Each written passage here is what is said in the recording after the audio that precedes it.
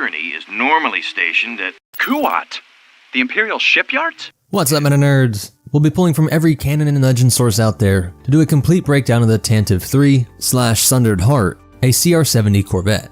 The CR-70, manufactured by Corellian Engineering Corporation, is a venerable class of starship within the CR series line, renowned for its balance of speed, durability, and versatility in various galactic conflicts. Designed as a Corvette, this model initially retailed for 2.9 million credits, though the price dropped to around 1 million for used models, reflecting its widespread adoption and subsequent availability in the second-hand market. Its design philosophy hinged on modularity, allowing for various configurations tailored to specific mission profiles, from diplomatic envoys to light escort duties. This flexibility made the CR-70 a popular choice amongst various factions, from private security firms to smaller planetary governments, who appreciated that balance of cost, performance, and CEC's reputation for reliability. The length of 120 meters and width of approximately 49 meters place it in a size class that strikes an optimal balance between larger capital ships and smaller transports, making it twice the length of the Recusant and about 4 X-Wings across. This size allows the CR-70 to house adequate crew, equipment, and armaments, while remaining nimble enough for complex maneuvers in both space and atmospheric conditions. Its relatively compact frame also enables it to dock at a wider range of spaceports and facilities, which is often a crucial factor most people overlook. Its max atmospheric speed of 950 km per hour,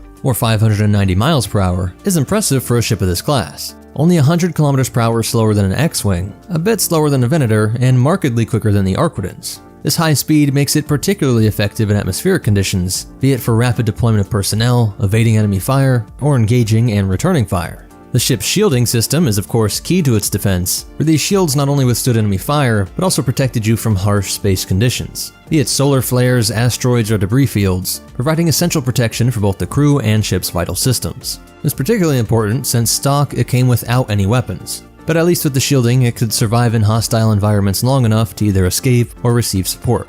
This lack of weaponry points to that millennium of relative peace before the outbreak of the Clone Wars, where the Republic had no standing military. However, the modular design of this ship allowed for aftermarket weapons to be installed, catering to the needs of those requiring more combat-ready vessels, which we'll look at in a bit when we turn to the history. Navigation was handled by a standard navicomputer, a staple in all interstellar travel, providing the necessary calculations for precise hyperspace jumps. The inclusion of 2 high-capacity escape pods, cleverly disguised as cannon turrets, is a testament to the ship's design ingenuity. These pods provided a means of emergency evacuation for the crew, ensuring their safety in dire situations. This feature also underscores the importance placed on crew survivability in the overall design philosophy of the CR-70. And speaking of the crew, it required a minimum of 18 crew members for standard operations, but could accommodate up to 150. This flexibility in crew capacity made the ship adaptable to various roles, from a lightly manned cargo transport to a fully staffed military command vessel. And same idea with the passengers. The capacity of up to 600,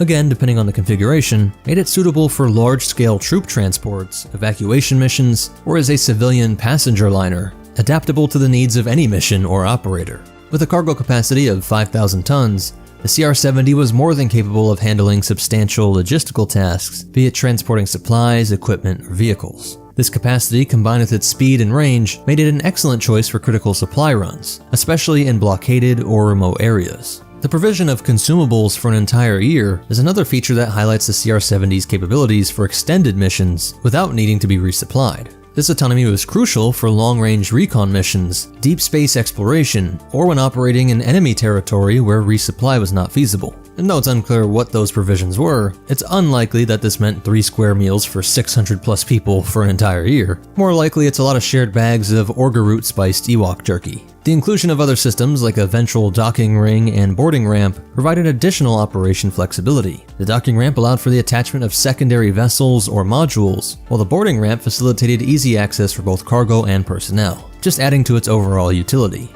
And it would be via this Kenobi could stow his spoil of war and rivalry when he took Grievous's Belbullab 22. The introduction of the Vanguard C-20 retrofit suite represented a significant development in the evolution of Corellian Corvettes. This suite, offered at a cost of 50,000 credits, was designed to bring the older CR-70 Corvettes in line with the newer CR-90 model, both in terms of technological advancements and combat capabilities. This upgrade was a strategic move by the Corellian Engineering Corporation to maintain the relevance and effectiveness of their earlier models in the rapidly advancing technological landscape during this time of war. The use of CR-90 corvettes by the Galactic Republic, especially in the lead up to the Clone Wars, highlights their importance in galactic affairs. With the CR-70 being an older design, it was generally less equipped for combat compared to the 90. However, the Vanguard C-20 retrofit suite addressed the disparity. Essentially, this modification transformed the CR-70 into a vessel similar to the CR-90 in functionality and performance. The installation of the Vanguard C-20 retrofit suite was a complex process, requiring trained professionals and taking approximately 2 to 3 weeks. It involved significant alteration to the ship's structure and systems. For instance, it extended the ship's length to 150 meters and increased its maximum acceleration to 3,400 G, significantly enhancing its speed and maneuverability. The addition of an energy flux device for countermeasures and a secondary boarding ramp near the engine block were notable improvements. The retrofit also included the installation of 4 large covers over the engine area. These covers served a dual purpose. They likely improved the efficacy of the shield generator, being lined with a series of shield projectors, and also provided an additional layer of physical armor. In the event that the shielding was breached, these covers could absorb and dissipate incoming fire before it reached the main body of the vessel or engine array, thereby enhancing the ship's survivability in combat. In terms of armament, the upgraded CR-70 Corvette now featured 2 Tamanbak H9 turbolasers and 4 laser cannons, marking a significant step up in its offensive capabilities. The standard crew requirements increased to 46, reflecting the additional complexity and operational needs of these upgraded systems. As CEC shifted to producing the CR-90 Corvette as its standard model, owners of the C-70 were cut a deal and given the option to get this aftermarket modification suite. This strategy helped with brand loyalty and helped to continue the use and relevance of the CR-70 in various roles, making it a practical military option. The effectiveness of these upgraded CR-70s was demonstrated in Zero ABY when several of these modified ships were used by the Alliance to restore the Republic during the Battle of Octuptarra. Their participation in such a crucial engagement illustrates the enhanced capabilities and reliability even deep into the Civil War era, proving to be versatile and formidable vessels for over half a century. The CR-70 Corvette Sundred Heart, under the command of Senator Bail Organa, played a crucial and storied role during the turbulent times of the Clone Wars and subsequent rise of the Galactic Empire. The ship's history is intertwined with some of the most pivotal elements and figures of the era, and became to symbolize far more than just a transport vessel. During the Clone Wars, Senator Organa frequently used what was at this time still called the Tantive 3, to travel between Coruscant and his homeworld of Alderaan. And following the devastating attacks on the Jedi Temple by the 501st Legion, Senator Organa departed Coruscant, and he embarked on a daring and noble mission to rescue as many survivors of the Purge as possible. Utilizing a stolen Jedi homing beacon, he successfully contacted and rescued 2 of the last surviving members of the Jedi Council, Jedi Master Yoda and Obi-Wan Kenobi, who had narrowly escaped the Order 66 attacks on Kashyyyk and Utapau. The Tantive 3, or Sundred Heart's next significant mission, involved returning to Coruscant. There, Yoda and Kenobi sought to alter a Jedi beacon at the Jedi Temple, turning off the beacon that was calling them home and preventing them from falling into the Empire's clutches. Concurrently, Senator Organa attended the Grand Convocation Chamber, where he witnessed the declaration of a new order by Emperor Palpatine. What followed was a battle unlike anything seen since the Old Republic era, with Organa rescuing Yoda following his failed duel with Darth Sidious in the Senate chamber. The ship's role in galactic history continued as it traveled to Naboo with the body of Padme Amidala, who had tragically passed away on Polis Massa after giving birth to her twins, Luke Skywalker and Leia Organa. It was aboard the Sundred Heart that the future of these twins was determined. Leia would be adopted by the House of Organa on Alderaan, and Luke by the Lars family on Tatooine. This period also marked significant developments for other key figures. Yoda, having encountered the Force ghosts of Qui-Gon Jinn, resolved to train Kenobi in the ways of communicating with Force spirits during their respective exiles. And to ensure the safety and secrecy of the twins' locations, Organa ordered that Captain Ramus Antilles wipe C-3PO's memory. All of that happened on this ship, and was followed by R2 and C-3PO being assigned to the Sundred Heart. Okay, we have to cause as much destruction as we can, and be quick about it. 3PO? Yes, sir. Have R2 monitor Imperial comm channels and scan for any chatter about our mission. The ship's storied history continued with significant modifications and notable missions under the command of Captain Ramus Antilles, at some point undergoing that substantial upgrade with the Vanguard C-20 retrofit, but they also installed a more powerful engine bank. Captain Antilles came to command of the Sundred Heart after remarkable circumstances. He received the ship as a gift, an acknowledgement of his bravery and resourcefulness in running aid and medical supplies past several Imperial blockades. This act of valor underlined the increasingly perilous environment in which the Rebel Alliance operated and the critical role of skilled and daring individuals in the struggle. Under Captain Antilles, the Sundered Heart was in the Battle of Kuat, an exceptionally daring and strategically significant operation. It helped destroy 6 Imperial shipyards orbiting Kuat, and it was instrumental in paving the way for the operation to steal the X-Wing prototypes. These prototypes would prove to be one of the most useful assets captured by the Rebel Alliance, especially at this time, providing them a much-needed edge in starfighter tech.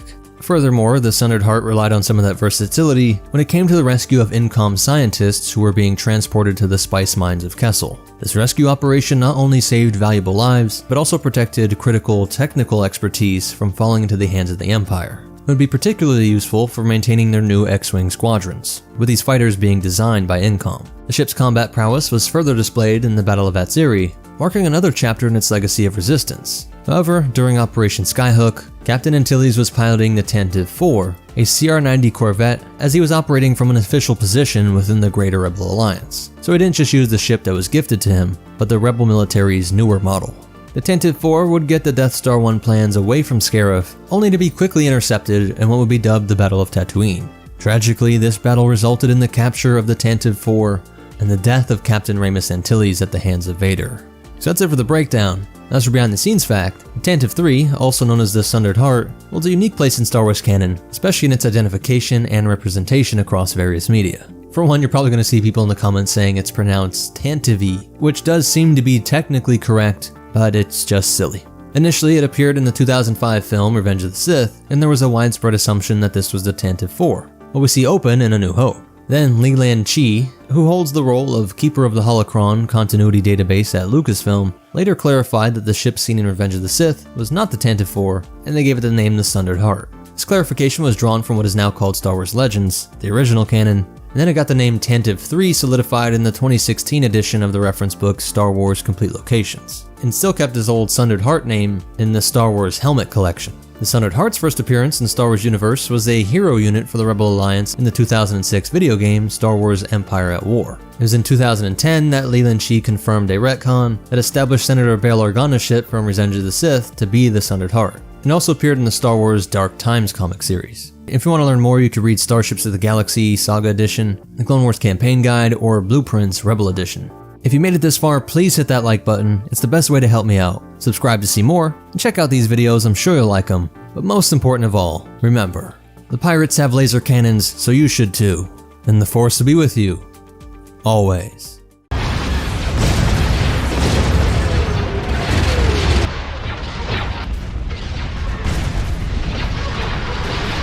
What's up, MetaNerdz? This breakdown will use every source available to completely understand the Dreadnought-class heavy cruiser, a brainchild of Rendili Star Drive that stands as a testament to the art of warship design in the galaxy.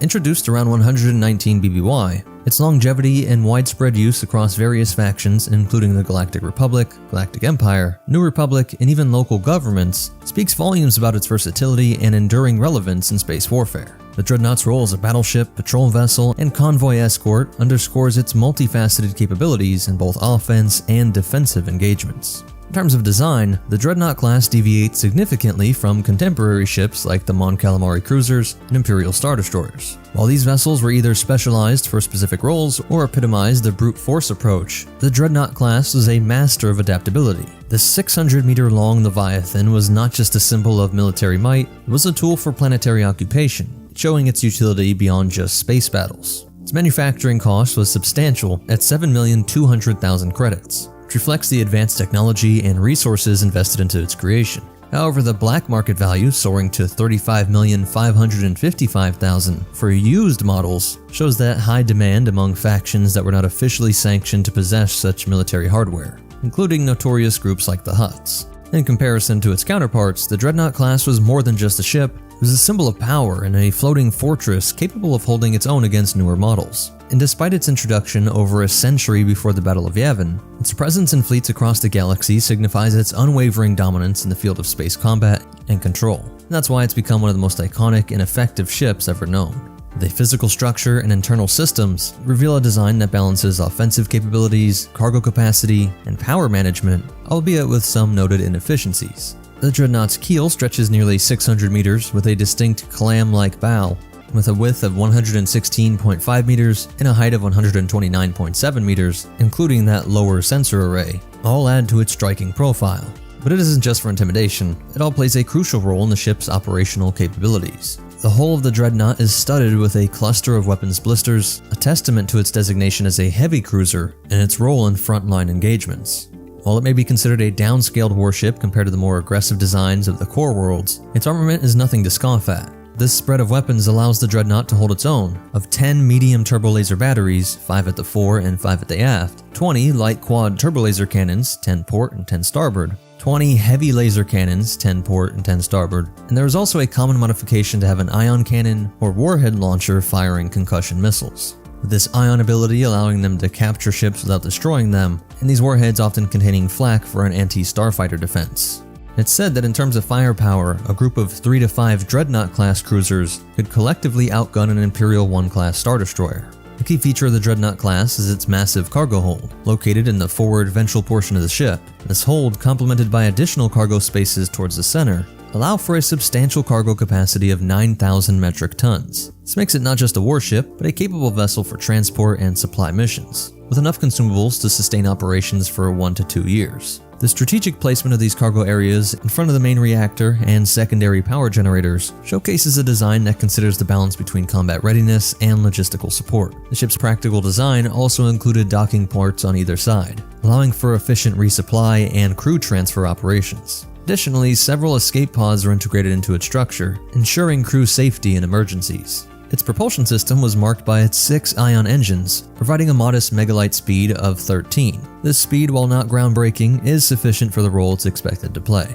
We saw that it was armed to the teeth, but its defensive systems were equally robust. Deflector shield projectors, located inside some of the hull's blisters, provided substantial protection against enemy fire, with shielding rated at 1,920 SBD and a hull rated at 1,056 RU, meaning the Dreadnought was well equipped to withstand significant damage in combat. The placement of the primary and secondary sensor transceivers towards the stern of the vessel, on both the dorsal and ventral sides, was a design choice similar to that of the CR-90 corvettes, ensuring comprehensive situational awareness. Despite its formidable armament and defense, it did have its share of technological limitations. Its sublight and hyperspace speeds were considered subpar for its time, with an initial Class 4 hyperdrive rating. This rating was a notable drawback, as it limited the ship's rapid response and strategic redeployment abilities. It also suffered from computer failures, a flaw that could jeopardize operations during critical moments. And not knowing when this could happen must have been incredibly stressful for everyone on board, not to mention anybody depending on them showing up to save the day.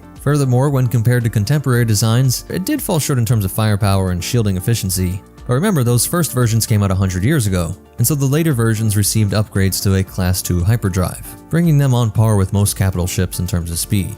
Though they did keep a backup Class 6, making sure they have redundancies and reliability.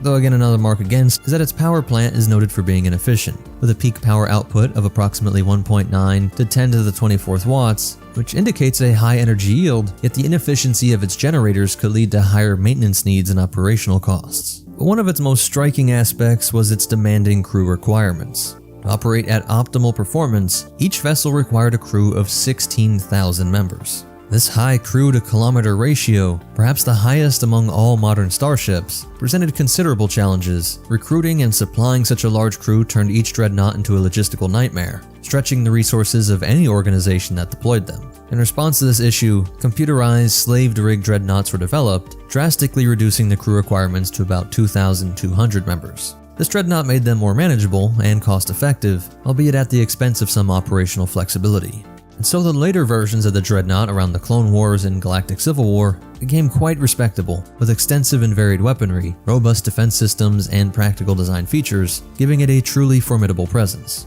However, those computer failures, especially in the models that had heavy automation, could prove devastating and show that even the most iconic ships in the galaxy were not without their flaws. Initially, the Dreadnought was not designed for carrier duty, however, as the ships aged and underwent upgrades and retrofits, their roles evolved. Central cargo holds were converted into hangar spaces, significantly enhancing the ship's combat versatility. During the Clone Wars era, dreadnoughts commonly housed the predecessors to the TIE fighters, known annoyingly as the TIE starfighters, and later Imperial dreadnoughts often carried the standard TIE fighters. Non-Imperial variants, such as the Longshot, were equipped with other snub fighters like the Cloak Shape.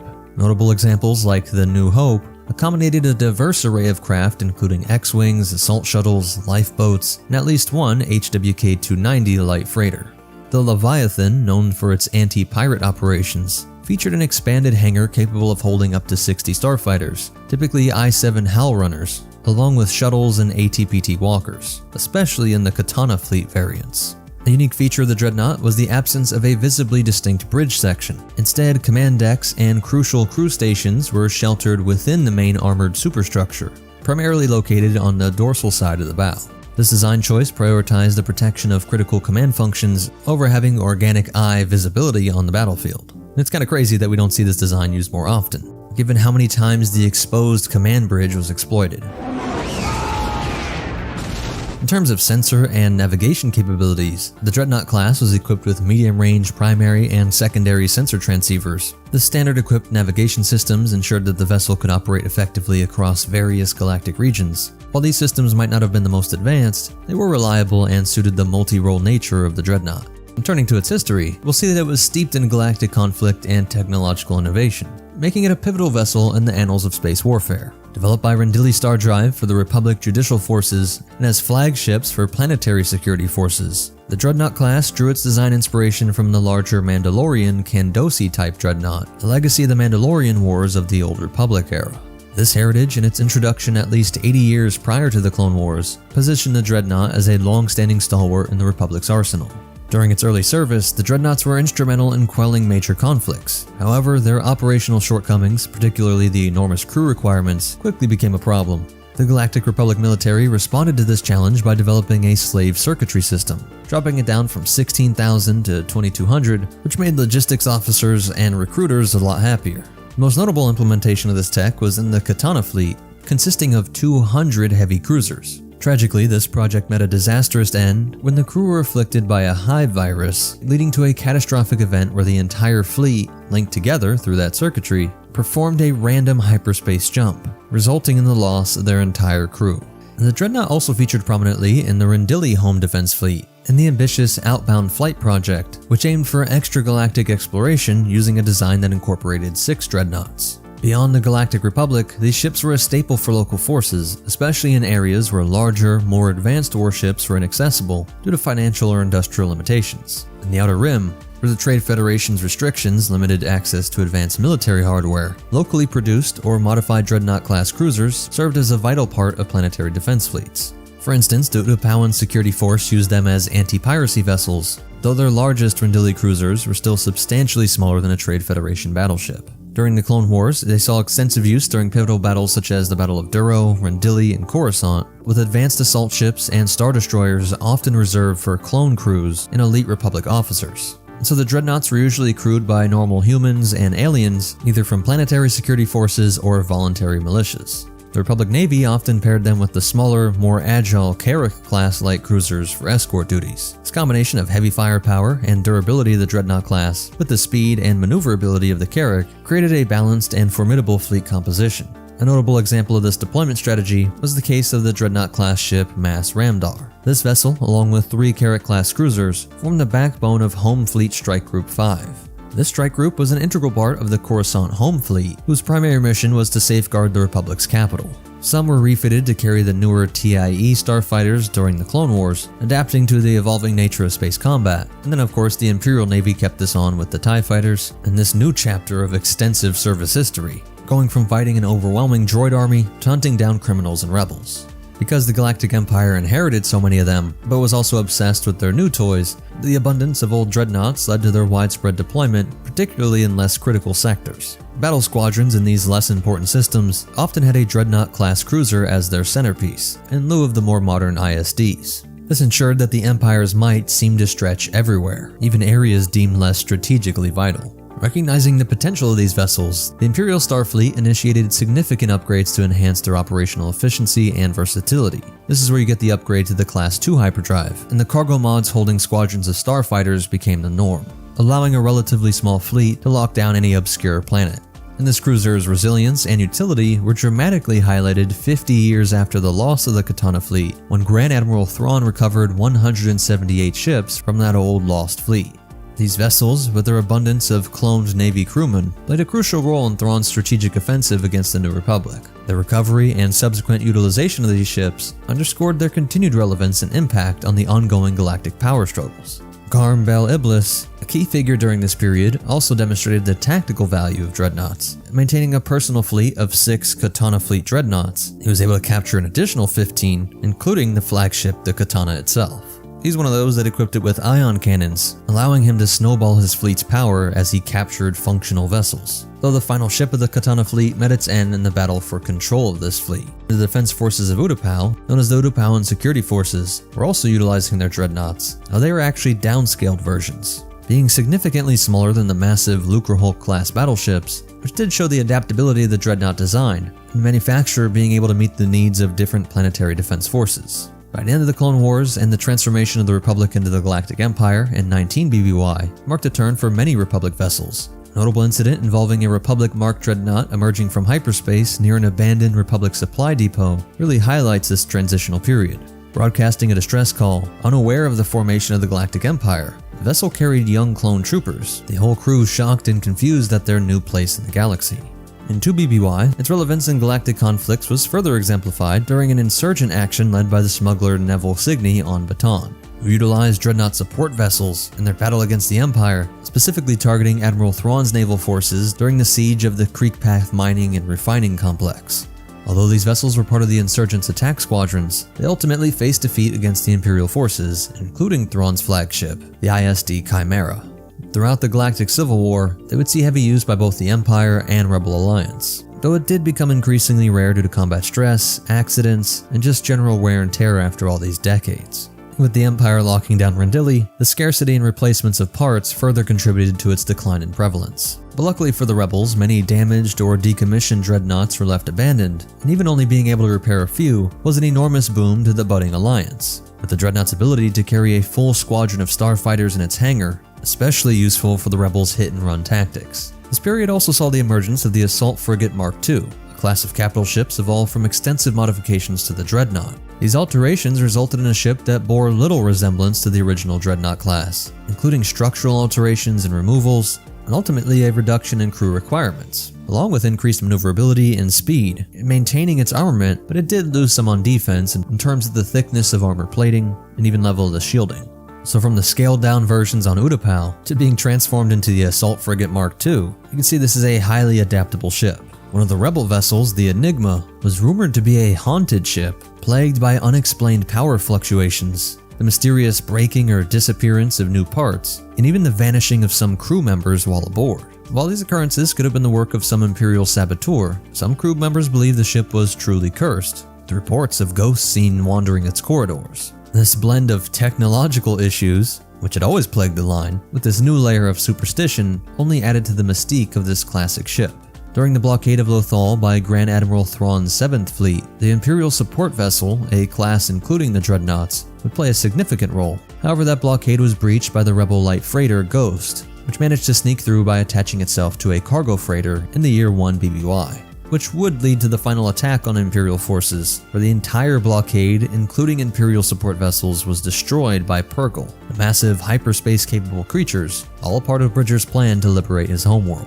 In 4 ABY, the Dreadnought class continued its service into the Rebel Alliance, as demonstrated by a raid on Imperial refining platform M36 in the Outer Rim territories. Rebel soldiers, led by a Pauan major and assisted by Jedi Commander Luke Skywalker, used the stolen Imperial vessel 49AX-3 for this operation. This mission, although initially jeopardized by an Imperial II-class Star Destroyer, was successful, thanks to Skywalker's intervention and clever diversion tactics using a private shuttle to distract enemy TIE fighters. And Galactic Emperor Palpatine attempted to use a Force vision to demoralize Skywalker, showing him the Rebels' dreadnoughts being destroyed. However, Skywalker managed to escape the Emperor's manipulation, allowing the successful escape of the Rebels aboard 49AX-3. In its early days, the New Republic relied heavily on the dreadnoughts, utilizing a mix of donated, captured, or recovered vessels. This reliance was a practical solution, given the limited resources and urgent need of a capable fleet. However, the formal decommissioning of the dreadnoughts came with a new class project, a strategic shift towards more advanced and efficient ship designs. No more energy-wasting engines, or wiring so bad that it sparked ghost stories. Despite this, dreadnoughts remained active during the Yuuzhan Vong War, utilized by both the New Republic and its successor, the Galactic Federation of Free Alliances. What's really interesting is that some dreadnoughts found a unique end as building material for the Hidden Temple during the Sith Imperial War in 127 ABY. And so you see its rich legacy, which is all sparked by Rendili Star Drive's practice of licensing local starships to produce their own variants. This approach led to a diverse range of dreadnought models being built and fielded across the galaxy. Notable were the smaller versions used by the Utapauans and the extreme models used by the Quarren engineers of the Mon Calamari shipyards. These engineers, who later defected to the Confederacy of Independent Systems during the Clone Wars, were instrumental in developing the Providence-class carrier destroyer and the upscaled Separatist dreadnought. These ships were refined versions of the Rendili dreadnought, and of course significantly contributed to the Separatist cause throughout the war. In conclusion, the Dreadnought-class heavy cruiser, through their adaptations, conversions, and diverse variants produced under licensing, left perhaps the most profound legacy of any ship in galactic history, spanning multiple governments and eras over 200 years, underscores the remarkable flexibility and enduring significance of the Dreadnought. So that's it for its breakdown, and as for cool facts and behind-the-scenes stuff, the first new canon mention of the Dreadnought-class heavy cruiser was in the 52nd issue of Star Wars Build the Millennium Falcon, a magazine by De Agostini, published around December 30, 2015. It was visually depicted in the Star Wars Destiny 2-player game expansion, using artwork that was originally from the 2014 Star Wars Age of the Rebellion core rulebook, illustrated by Adam Lane. The Star Wars Destiny card Hangar Bay Imperial Fleet features this ship and was unveiled by Fantasy Flight Games website on August 30, 2017, before the product's launch. The Imperial support vessel's design in the episode was inspired by the Imperial Dreadnought from the Thrawn trilogy, Legend series by Timothy Zahn. The Dreadnought was first introduced in the trilogy's second book, Dark Force Rising, in 1992, but originally appeared in the 1989 Imperial sourcebook by Greg Gordon for Star Wars The Role-Playing Game. And so it's retained its look all these years across all these different media, not really changing in the original or new canon. If you made it this far, please hit that like button, it's the best way to help me out. And check out these other videos, I'm sure you'll like them. But most important of all, remember, the Rendili employee who crafted the ghost stories to cover up their shoddy workmanship definitely deserves a raise, and the Force will be with you, always. Are you confident your ship can get in and out undetected? We don't call it the Ghost for nothing.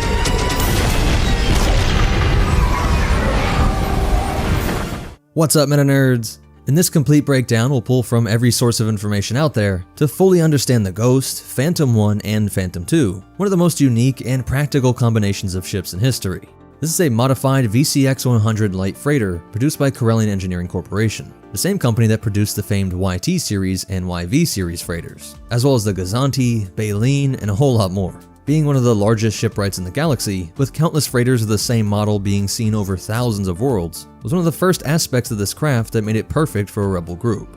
Like Han Solo and his YT-1300, everyone from self-serving criminals to freedom fighters would pick ubiquitous craft that could easily blend in.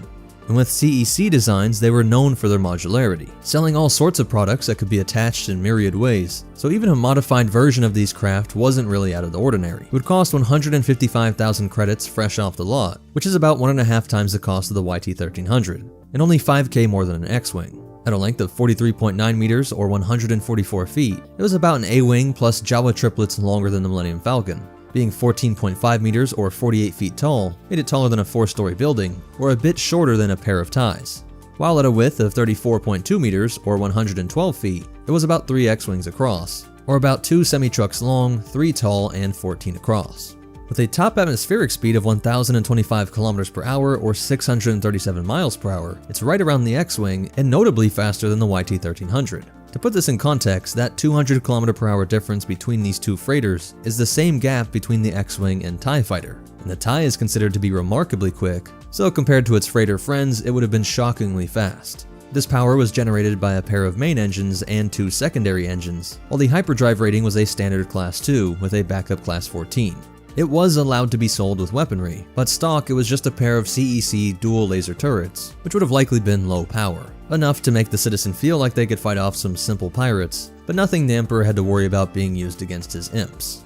But the Ghost would come to have a dorsal laser cannon turret, a nose-mounted laser cannon turret, 1 Tamanbak MS-2B twin laser cannon, and 1 Tamanbak KX-4 dorsal laser turret, as well as 2 proton torpedo launchers. The laser cannon turrets would have been modified to fire military-grade bolts, Obviously, the proton torpedo launchers were highly illegal and difficult to acquire, while Tame and Back was a military defense contractor, making everything from the laser cannons on the X-Wings to the turbo lasers on Star Destroyers. And those weapons were a part of the VCX auxiliary starfighter attached to the back. This attaching feature being one of the greatest examples of Corellian Engineering Corporation's modular designs, as it can seamlessly dock with the Ghost, making it act like a mothership, something usually only seen in much larger craft. And it's the only one I can think of where the connection is so seamless, while allowing all the guns to still be used while docked, providing excellent cover during space battles where every ship is trying to maneuver to get behind you. The auxiliary fighter is only about an Ewok shorter than the X-Wing, and only costs 22,000 credits. Though I'd guess that's some sort of marketing, it's way too cheap for it to be sold like that by itself. It must be some way that they upsell you on the VCX 100. For just 20 grand more, you get a whole starfighter/shuttle. It required only a single pilot to operate and could accommodate 4 passengers. It would not come with a hyperdrive or shielding, though a hyperdrive and astromech socket would be installed by Quarry, the mad Mon Calamari engineer that created the B-Wing prototype. And then the Phantom would go from being carried on the back of the Ghost to being the bearer of this prototype,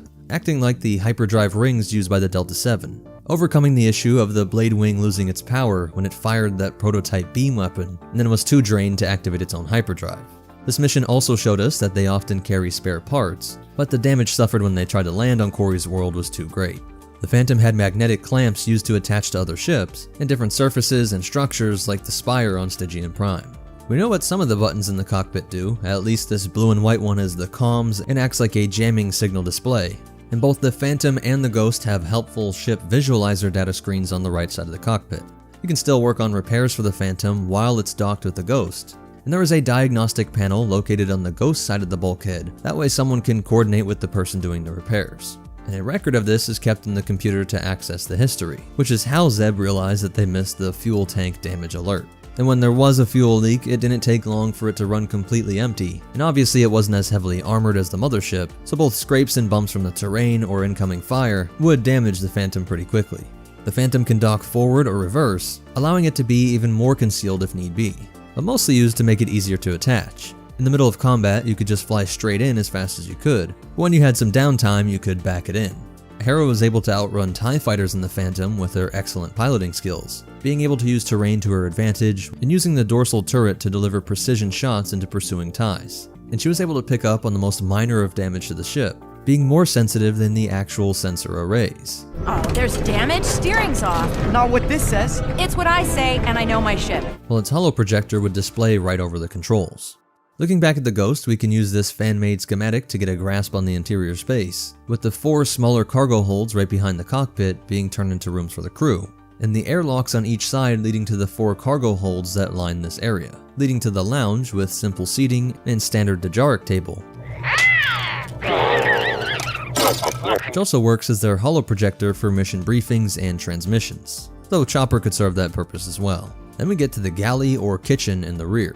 Going down the ladders into the lowest level, you would have the staging area, while up in the nose you have this rectangular part under the cockpit which contained the gun turret, and another opening to take in cargo here, where you can move it straight to the back to the large cargo bay area here.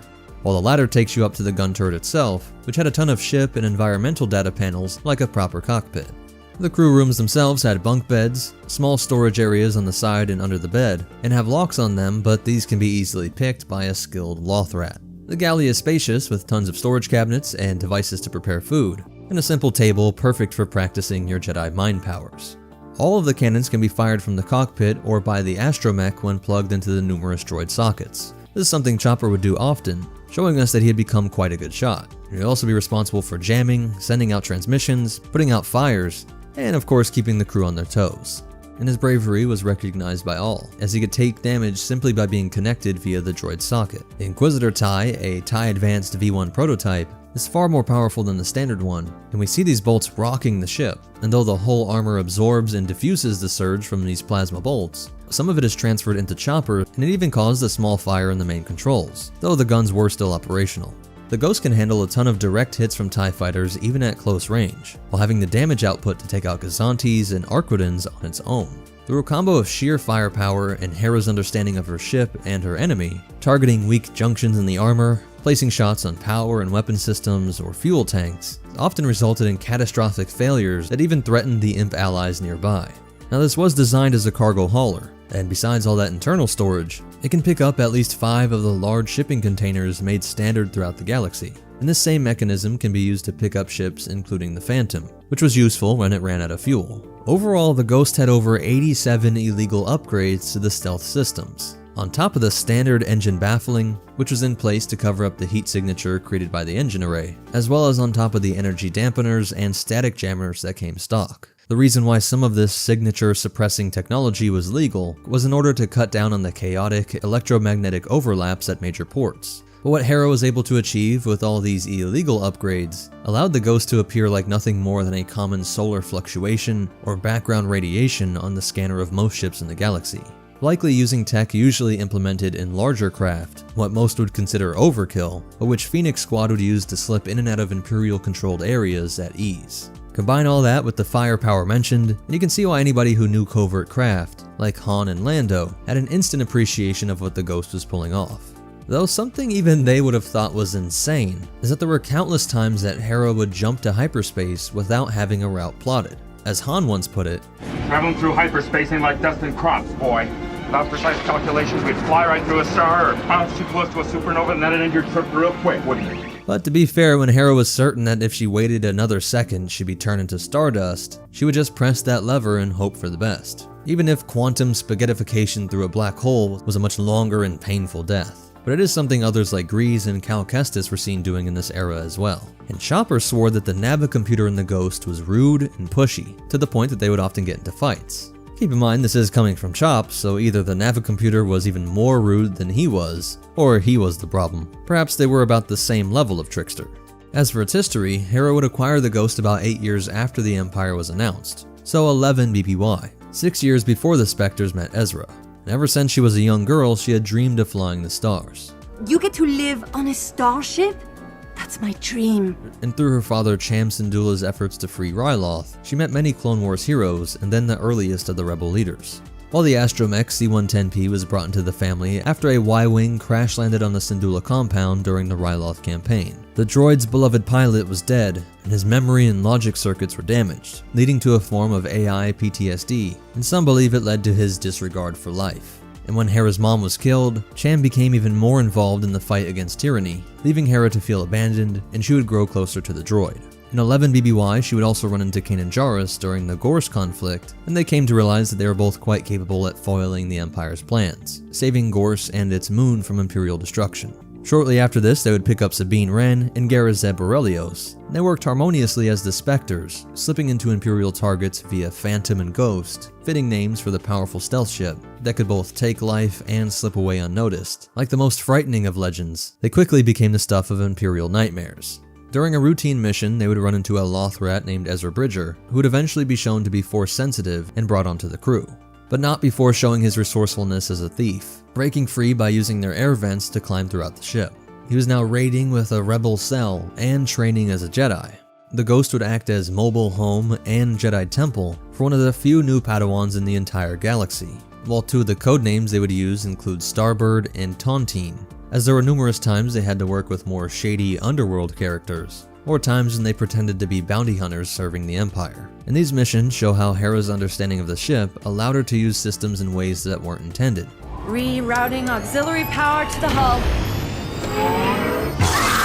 And I do wonder if this could have been used to destroy the tracker fired by the Grand Inquisitor. It may have been too chaotic and risky to pull off in this fight, but you could see how this shocking of the hull could be a part of a good escape hygiene. It could just be something you wanted to do before you jumped to hyperspace, making sure you shorted out any trackers on the surface. And as the Spectres became more trusted within the not yet formally organized Rebel Alliance, they would also work with Saw Gerrera's partisans, joining efforts after the Ghost confirmed reports that the Empire was involved in grand building projects, something that was requiring enormous amounts of Kyber crystals. Though with the larger vision and structure, it threatened to sacrifice their members to the greater mission.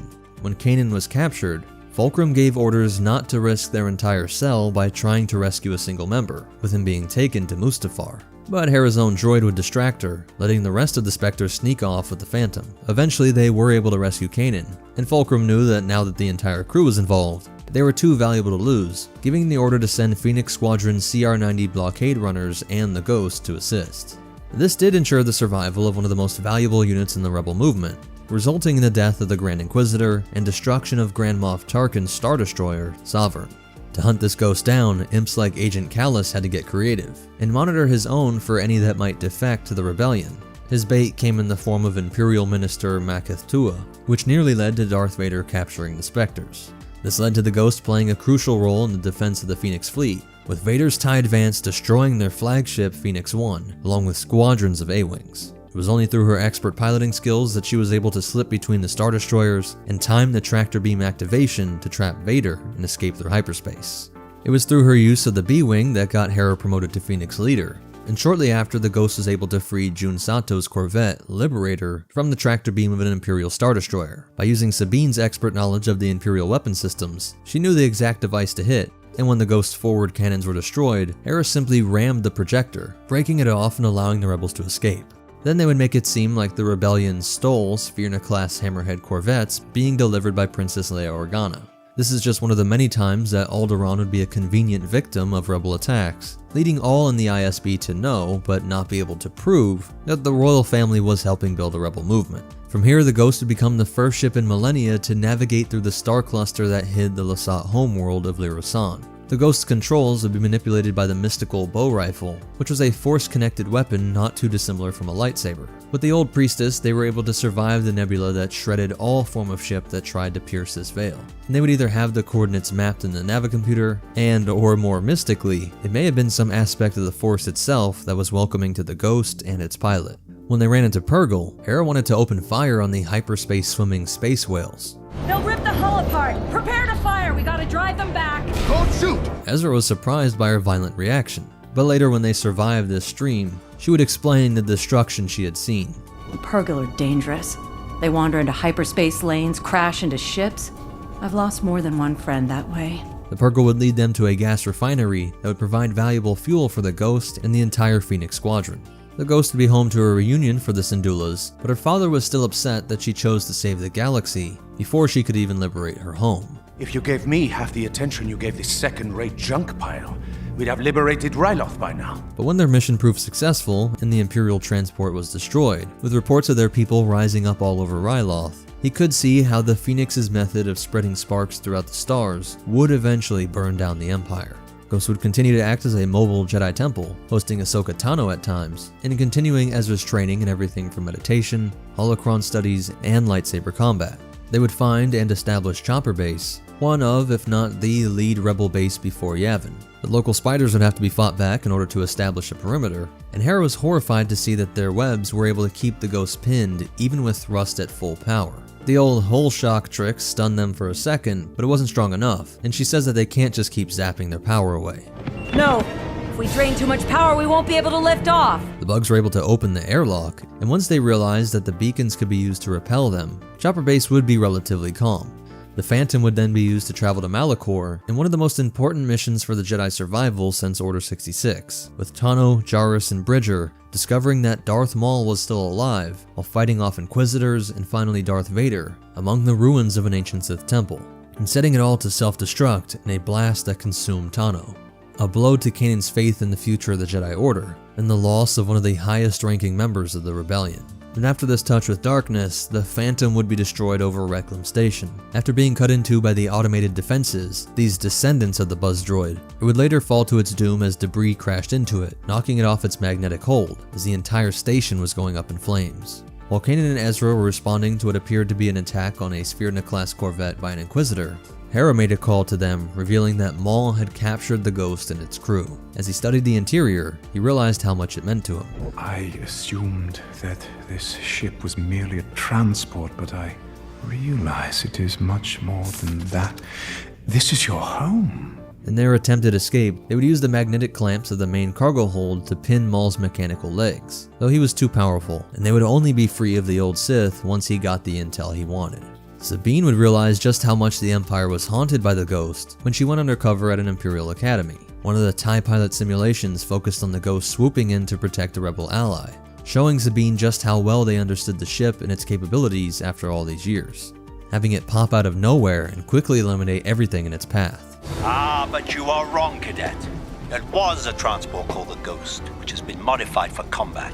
The rebels are a desperate group of extremists. They'll fight with any ship using any means necessary to undermine our authority. From here would be a homecoming that would further prove that Cham Syndulla and the Free Ryloth movement would benefit from being involved in a larger alliance. With the Ghost soaring in overhead to make quick work of an ITT, and though this scout trooper showed why they were elite, his fancy speeder bike work only helped to add his helmet to Ezra's collection. Hera would learn that the Imp had set up a base in their old family home, and though she failed her personal mission to save a precious family heirloom, they do eliminate the Empire's forward base on Ryloth. In their next heist to scoop up proton bombs from an old CIS wreck, they make an unlikely ally in the form of a T-Series droid that was convinced to see the Empire was the true enemy of the Separatist holdouts. And in their escape from an Imperial strike team, the Spectres managed to secure a replacement, the Phantom II, which was a Sheathipede-class transport shuttle. This was slightly faster at 1,250 km per hour, now past the TIE Fighter. It was roughly the same size, with the exact same passenger capacity. And similar damage output, just not with the versatility of a top-mounted turret. There were just the 2 forward-facing cannons and 2 rear-facing. On one mission to help rebel sympathizers, they run into another Corellian creation, a YT-2400 light freighter that was the home ship of Iron Squadron. In the battle that ensued, eventually the 2400 would need to be rescued, and the magnetic clamp saved the day again, grabbing hold of the ship when its engines and hyperdrive failed. When they go to investigate the reports of the disappearance of the Geonosian species, we see them referring to environmental displays in the cockpit, showing both topological data and energy readings. And after they search through the depths of the structure, the team discovers Saw Gerrera, and then a Geonosian named Click-Clack, who is warning of some strange circular object, and guarding a Geonosian egg. The Ghost would have to make a narrow descent through the cave opening after the enemy had spotted this ship and realized what a catch it would be. Imperial records identify it as the Ghost from Phoenix Squadron. The Ghost? If we destroy that ship, it would mean a promotion for all of us. Meanwhile, Saul was not being respectful in his friend's home, threatening to kidnap Click-Clack and steal the Phantom II, angry at the slow and cautious methods of everyone but his partisans. As they fled the Imperial waves of attack, they descended further, finding gas canisters used to fumigate the hives and carry out this genocide, attaching them to the Ghost like cargo containers. And on their way out, the Arquitans tries to stop them, but Hera saw an opening. Their captain is showing their inexperience. All hands, fire forward batteries! Sabine, fire proton torpedoes! But this maneuver would knock loose the evidence. Following this, it would be on Ghost that Fen Rao would explain the history of the Darksaber, and while running a refuel mission, we can see massive tanks attached to each side being used to refuel a Taylan shuttle that would be revealed to contain Mon Mothma. The Empire knew the sway she would have over countless worlds, and threw everything they could into finding her, including the newest ship in the TIE line, the fast, deadly, shielded, and hyperdrive-enabled TIE Defender. Mothma would be forced to take refuge in the Ghost, and in trying to lose the Imps by crossing through the Archon Nebula, the ship suffered intense radiation, only to run into a pair of ISDs. Mothma stalled while they calculated a hyper route, but it wasn't long before this freighter was pulled up by the Star Destroyer's tractor beam. Hera tells the Y-Wings to fire their proton torpedoes into the nebula, exactly what they were avoiding while passing through it, but it now worked to unleash a massive burst of plasma and radiation that worked to overwhelm the systems in the capital ships, dropping the tractor and allowing them to jump to Dantooine, where Mothma would make one of the most important speeches in galactic history aboard the Ghost. We will not rest until we bring an end to the Empire, until we restore our Republic. Are you with me? They would then turn their efforts to the liberation of Lothal. At first they wanted to steal Imperial codes, sending Chopper and AP-5 to go undercover, but the C-1 would be spotted by a sharp-eyed slicer, and the droid was hijacked after it ported into the station. With an Imperial in control of Chopper, they searched his memory banks and see this may lead them to the capture of the near-mythical Spectres and the Rebels' new hidden base. Chop would place a spike and transmit data to the Imps, and they try to lock everyone in the cargo bay before opening it up to the void of space. Hera deduces what must have happened and backhacks them, taking it personally and ensuring she overloaded the modified Imperial spy Gazanti. Thrawn was able to figure out the location of Chopper Base, and one of the largest battles since the Clone Wars was quickly underway. 6 Star Destroyers, 2 Arquitans, and 2 Interdictors were in orbit, and the Rebels knew their only chance was to create an opening for Ezra to escape and to get help from their Mandalorian allies. Jun Sato watched as his friends were being killed all around him and gave orders for his crew to abandon ship, and crashed his carrier into the gravity well generating cruiser in order to give Ezra a chance to jump to hyperspace. Hera would lead their decimated forces back to their base, and after their shield generator held up against the orbital bombardment, Thrawn personally led the ground assault. When all seemed lost, aid would come from the mysterious force wielder, the Bendu, along with Ezra and the Mandalorians. All the rebel ships scattered, as force lightning at a scale the Sith could only dream of was raining down and giving the Ghost a chance to race away, forcing some of the tightest flying yet through swarms of TIE fighters, making sure to rescue their Imperial defector friend Agent Callus, locking in his escape pod to the underside of the Ghost as the stunned imps watched them make the jump. Hera would tell them to plot 3 hyperspace jumps before they went to the rendezvous on Yavin 4, and at this base, Saw would make his appeal to those who made up the Rebel Alliance, calling Mothma a coward who would sacrifice the entire galaxy on the altar of her supposed virtues. That if they wanted to win, the rebels should be joining the partisans. Hours later, the Spectres were off to place a spike in an Imperial relay, using the cargo door like a military aircraft to drop in Ezra, Chopper, and Sabine. And after they were detected, it was a chaotic mess trying to make it out alive, with the Arquitans releasing its TIE defenders. A pair of these new TIEs was able to push Hera to the point that she had to use the fog and Kanan's vision in the Force in order to get the upper hand. All while Saul Guerrera had arrived in his U-Wing, dropping off proton bombs and picking up the Spectres. Syndulla was confused and then worried when she heard who it was that saved them, made worse when an ISD appeared and forced them to quickly split up to escape.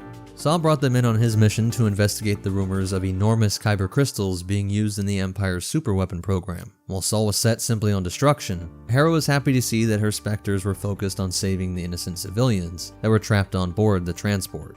The Ghost would swoop in to save them, all of whom would become dedicated members of the Rebel Alliance. The liberation of Lothal would require the movement of several pieces, including some tips from the old pirate Hondo on how to smuggle the Ghost past an Imperial blockade, and would play a pivotal role in the battle that would capture Arenda Price. Before they carried on to their second stage, the most difficult part that would either lead to their destruction or the final liberation of his homeworld, Ezra spoke to the image of his late parents and the ship that he had called home for 4 years, using Price to gain access to the portable Imperial command center that was the base of the enemy's power on Lothal. Ezra and Thrawn would go missing as their enigmatic allies, the Purgle, showed up to drag the flagship, the Chimera, into hyperspace to some unknown location. With the base filled with explosives, they would send it far above the city before making their escape via the Ghost, being flown by the young pilot Sato. To see the fireworks show, the entire city was out on their feet, cheering as the symbol of their savior, the Ghost, soared overhead in its victory lap. Less than a year later, now General Syndulla would be on Yavin 4 with Chopper, helping continue the fight during the Battle of Scarif, a part of the largest showing of the Rebel Alliance power thus far, the Ghost popping out of hyperspace for the epic battle that would deliver the Death Star plans into the hands of Leia Organa. Over the next 4 years, the Ghost would continue to strike fear into the Imperials all across the stars, culminating in the Battle of Endor. After the Emperor was killed, and the galaxy was celebrating the dismantling of the Empire, after more than 2 decades of fighting, she had victory at last. And in the following days, the General would set up camp near Solos, and she would finally get another long-sought-after personal win. The Ghost is a superior ship to the Falcon. Even though Leia was good friends with Hera, she made sure her husband knew where she stood. By the way, no one believes the Ghost is a superior ship to the Falcon. A year later, General Syndulla would be aboard a monument to her service and leadership, her very own Star Destroyer named Deliverance, which she took into the Battle of Jakku to finish the fight against the Imperial Remnant. When it took heavy damage, she ran to her hangar to take the Ghost into battle, which would be considered the final battle of the Empire, all later forms being merely a particular warlord and then the First Order. While the galaxy came into an era of greater peace than it had seen in more than 4 decades, Hera was making sure the next generation enjoyed her ship, her beloved home, as her and Kanan's son, Jason, loved to ride with his mom, a mom who was surely surprised that she could love flying even more, sharing it with her little co-pilot. Though these moments were to be savored, deep down she knew that the fight would need to be continued, that somewhere Ezra was out there lost in space, and Thrawn was preparing his return, a story which is yet to be told. And when the Chiss's old master, the true incarnate evil of the galaxy, proved to be alive after all these years, the Ghost was part of the largest galactic alliance of ships, leading the charge right behind its rival, the Millennium Falcon, to destroy the Sith once and for all. That's it for the breakdown. As for behind-the-scenes facts, the Ghost was first introduced at Celebration Europe 2 in 2013, in concept art for the Rebel series, receiving great applause, and it was rolled out with a series of Rebel pins that contained clues to find the ship's schematics online, found on the article Seen a Ghost on StarWars.com.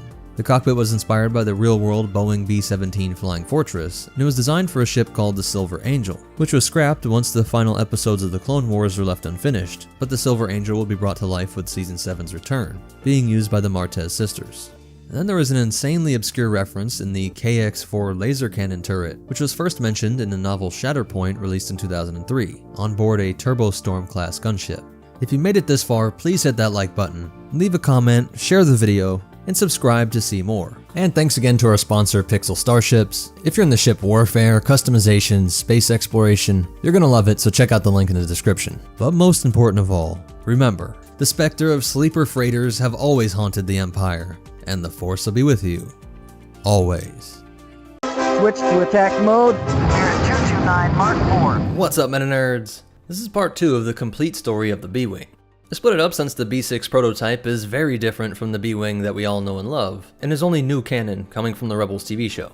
So this video will cover everything from the development of the ASF-01 B-Wing up to production. A full stats breakdown and comparisons, while looking under the Durasteel to see where everything was and how it all worked, as well as its unique history, leaving a legacy that would outlive the New Republic, while also being one of the most difficult ships to master. In that previous video we looked at the development and use of the B6. The Verpine species that ran Slain and Corporal would work alongside Sabine and Quarry to take this wild prototype that shorted out its own hyperdrive and turn it into a fighter that could be mass-produced. The most obvious change would be to drop that amazing composite laser. This was a move that was widely critiqued throughout the Alliance, at least by those who knew about it, as its destructive power was so incredible. As pound for pound, it was one of the most deadly starfighter creations. Even if it couldn't support a hyperdrive or even its own shields, I would have to agree with those who think that this should have been produced at least alongside the SF-01 B-Wing as a sort of variant. And it does beg the question why you couldn't at least just extract the weapon system. If the Phantom could carry it around, I think the power to take out an Arquitens in just a few seconds would be well worth it. But also, hyperdrives are one of the most expensive parts of a ship, and we saw that the Rebellion was adamant that this project could simply be too expensive for the Rebellion. Now Legends has it that Admiral Akbar was the lead designer of this ship. In an effort to counter the increased attacks from rebels, the Empire initiated the Convoy Defense Plan. It was a better coordination of the movement of Imperial resources. Instead of having several individual shuttles or transport leaving at slightly different times, they would now all try to be in groups, and accompanied by starfighter escort. It was also called Project Shantipole in Legends, but would have Akbar contacting the Verpine, and working alongside them to get the specifications right for a ship that could act as a more powerful starfighter and bomber. Imperial spy networks picked up communications about this new rebel fighter, and when they learned some of the specs, they were so worried about its effectiveness that they dedicated a ton of intelligence resources to locating the shipyard and capturing the blueprints. This eventually led to a battle between Imperial fighters and the first prototypes, a battle in which this first rebel squadron, Dagger Squadron, was victorious. But in both timelines, it would be year 0 that the B-Wing would hit mass production. So back to canon, the Verpine really appreciated that Quarry chose to use Slain and Corporal parts to make his prototype, and so to thank him they let him name the shipyards the Shantipole facility. And as this was a Rebel Alliance fighter, and the first one to be produced here, it was called the Allied Shantipole Facility 01, or ASF-01 for short. And one of the main goals of this project was to replace the Y-Wing. By the time of the Battle of Yavin, they were already more than 2 decades old, with most being rescued right before they were turned into scrap. Each would cost the Alliance 220,000 credits, which was almost twice the cost of an X-Wing, and nearly 4 times the TIE Fighter. But what you got is a ton of high-tech and firepower. I want to start by pointing off something that's often ignored. The B-Wing had incredibly powerful electronic countermeasures, which would interfere with Imperial ships in a variety of ways that make it difficult to lock on and get missiles or torpedoes to actually strike the B-Wing. If it did get hit by stuff like laser cannons, then its Surplex ZR-41 shield generator would absorb it. It wasn't a Mon Calamari shield, it was made by the Verpine, but it's still reported to be one of the toughest of any Rebel starfighter. If we look at its cross-section, we can see that the deflector shield generator was located right in between the cockpit and the engine array, the 2 most important areas on a ship. We'll come back to the cockpit in a second, but we have the shield projectors and these NAND cells on each side. This whole area was the engine unit, containing the hyperdrive array here, and the 4 main thrust nozzles over here. This was powered by a single engine, but that would exit through each of the nozzles in varying amounts for thrust vectoring, while this area would house the cooling system intake, but also the retro thrust nozzles that were important for slowing down in space, adding to that whole thrust vectoring idea to give it better maneuvering. The spine of the B-Wing would contain a lot of the tech, like the long-range scanners located here, and the jamming system, followed by the navigation sensor, wing status sensors, and velocity sensors, while the rest of the sensor arrays and ECM countermeasures were right behind this nodule. As for weapons, the B-Wing was designed to be highly customizable. Each of these 4 weapon points could be easily swapped out for other laser cannons or explosive ordnances. This isn't confirmed, but I wouldn't be surprised if this was a bit of a Mandalorian influence. Of course, their people are known for incredibly diverse arsenals that were often unique to each Mando. And we know that Sabine redesigned the weapon systems, so I could see how that makes sense. So it might be a similar concept. It's also great for a rebellion that didn't have the same steady supply lines of a proper army. If they were running low on Tabana gas for the laser cannons, or the opposite and torpedoes were harder to find, you can swap out your weapon systems based on the restrictions of supply, or just for mission-specific roles, allowing you to focus on any combo of ion, laser, or explosive weaponry. But the standard loadout was what we see here in the cross-section. On the end of each wing and at the base of the body are the Armec SW7A ion cannons. These use the precision targeting laser, the thin cylinder located right next to it, which gave the B-Wing accuracy that drove the Imperials insane. Remember, this was hoped to replace the Y-Wing bomber, and it packed 2 separate proton torpedo launchers, one at the base and one right below the cockpit, with a total payload of 12 standard or 8 heavy torpedoes. Then we have the RX-9 heavy laser cannon also at the base. And we're actually not done. Attached to the cockpit is the Girl 72 twin auto blasters. This worked like a sort of chain gun, in the sense that it would just spray a ton of plasma rounds downrange in rapid fire. They weren't that powerful and had terrible accuracy with no targeting at all. But with this standard loadout, you had an incredible variety of weaponry to take on anything. While it is hard to forget the composite laser of the prototype, you can see why this was considered a worthy replacement to the Y-Wing, and pound for pound would be one of the most powerful ships out there. As the Arquitans being melted through in a few beams was impressive, but a ship like this was more reliable. And with a barrage from those 3 ion cannons followed by 8 heavy torpedoes on board, this could easily bring down a cruiser-sized vessel. And as you'll see when we talk about the history, it could even take on some bigger targets, while the autocannons could rip through the unshielded TIE fighters. So it's definitely more dependable than the prototype, and with those modular features, it was perfect for the Rebel Alliance. And if you're going to be a main starfighter/bomber, you really gotta have the ion cannons, the laser cannons, and the explosives. Whereas the prototype was just one very deadly, but not very versatile weapon. But we haven't even talked about the positives and negatives of 2 of its most famous features. The first one starts with those wings. The wings extend from the body and contain the anti-gravity repulsor field generators that help to get this thing off the ground. Cruising, these wings would just stay folded up, but in attack mode they would open, giving you a wider firing arc, but also making it more stable when flying through atmosphere. One of the problems was that this S-foil feature could lock up, which could be deadly if you were trying to exit worlds and they couldn't open, or make it nearly impossible to land if you couldn't fold them back down. You'd have to force a really dangerous crash landing, coming down on that lower torpedo magazine. And then there were the complaints from many mechanics that said that even when it was properly parked in a hangar, it was too hard to service the areas underneath these folding wing sections. But to defend this ship from one critique, many believe that it took up too much room in the hangar, but if you look at the footprint of other ships, this isn't really true. At a length of 16.9 meters or 55 feet 5 inches, and a width of 2.9 meters or 9 feet 6 inches, it actually took up less area than the X-Wing or Y-Wing. The length was of course wider than the A-Wing, but it's pretty crazy to think that a heavy starfighter bomber like the B-Wing is actually thinner than that tiny Rebel interceptor. And so as we talk about that second main feature, let's take a look at the cockpit. Starting with the good. The main body can rotate a full 360 degrees around the cockpit, which would allow for a variable firing zone, as you could move your weapons around you without having to change your flight path. In a sense, this made it more agile, because you could move all the rest of the ship around while you were trying to make it through debris or terrain, again without having to change your path. Perhaps more importantly, is that this works as just another targeting countermeasure. You had your ECMs to electronically jam enemy targeting equipment, but because they all worked by zeroing in on the profile of the ship, when the B-Wing effectively changed shape, many targeting computers had a hard time coding if this was the same vessel. Right behind the seat was the life support systems and gyroscope that would make sure that the cockpit remained stable while the body was rotating. And then the cockpit has its own sublight engines, allowing the whole thing to act as an escape pod, with this nodule ejecting from the body in case of emergency. You wouldn't have your hyperdrive systems, so you couldn't get that far. But this concept was to address the shortcoming of the Y-Wing, because the Y-Wing couldn't re-enter atmospheres to make a landing. But with this whole cockpit doubling as an emergency shuttle, you could survive for a while with the attached life support, and use those sublight engines to hopefully navigate towards a friendly ship, or safely down to a planet's surface. So yeah, spinning really is a good trick, and the feature was great for both offensive and defensive reasons.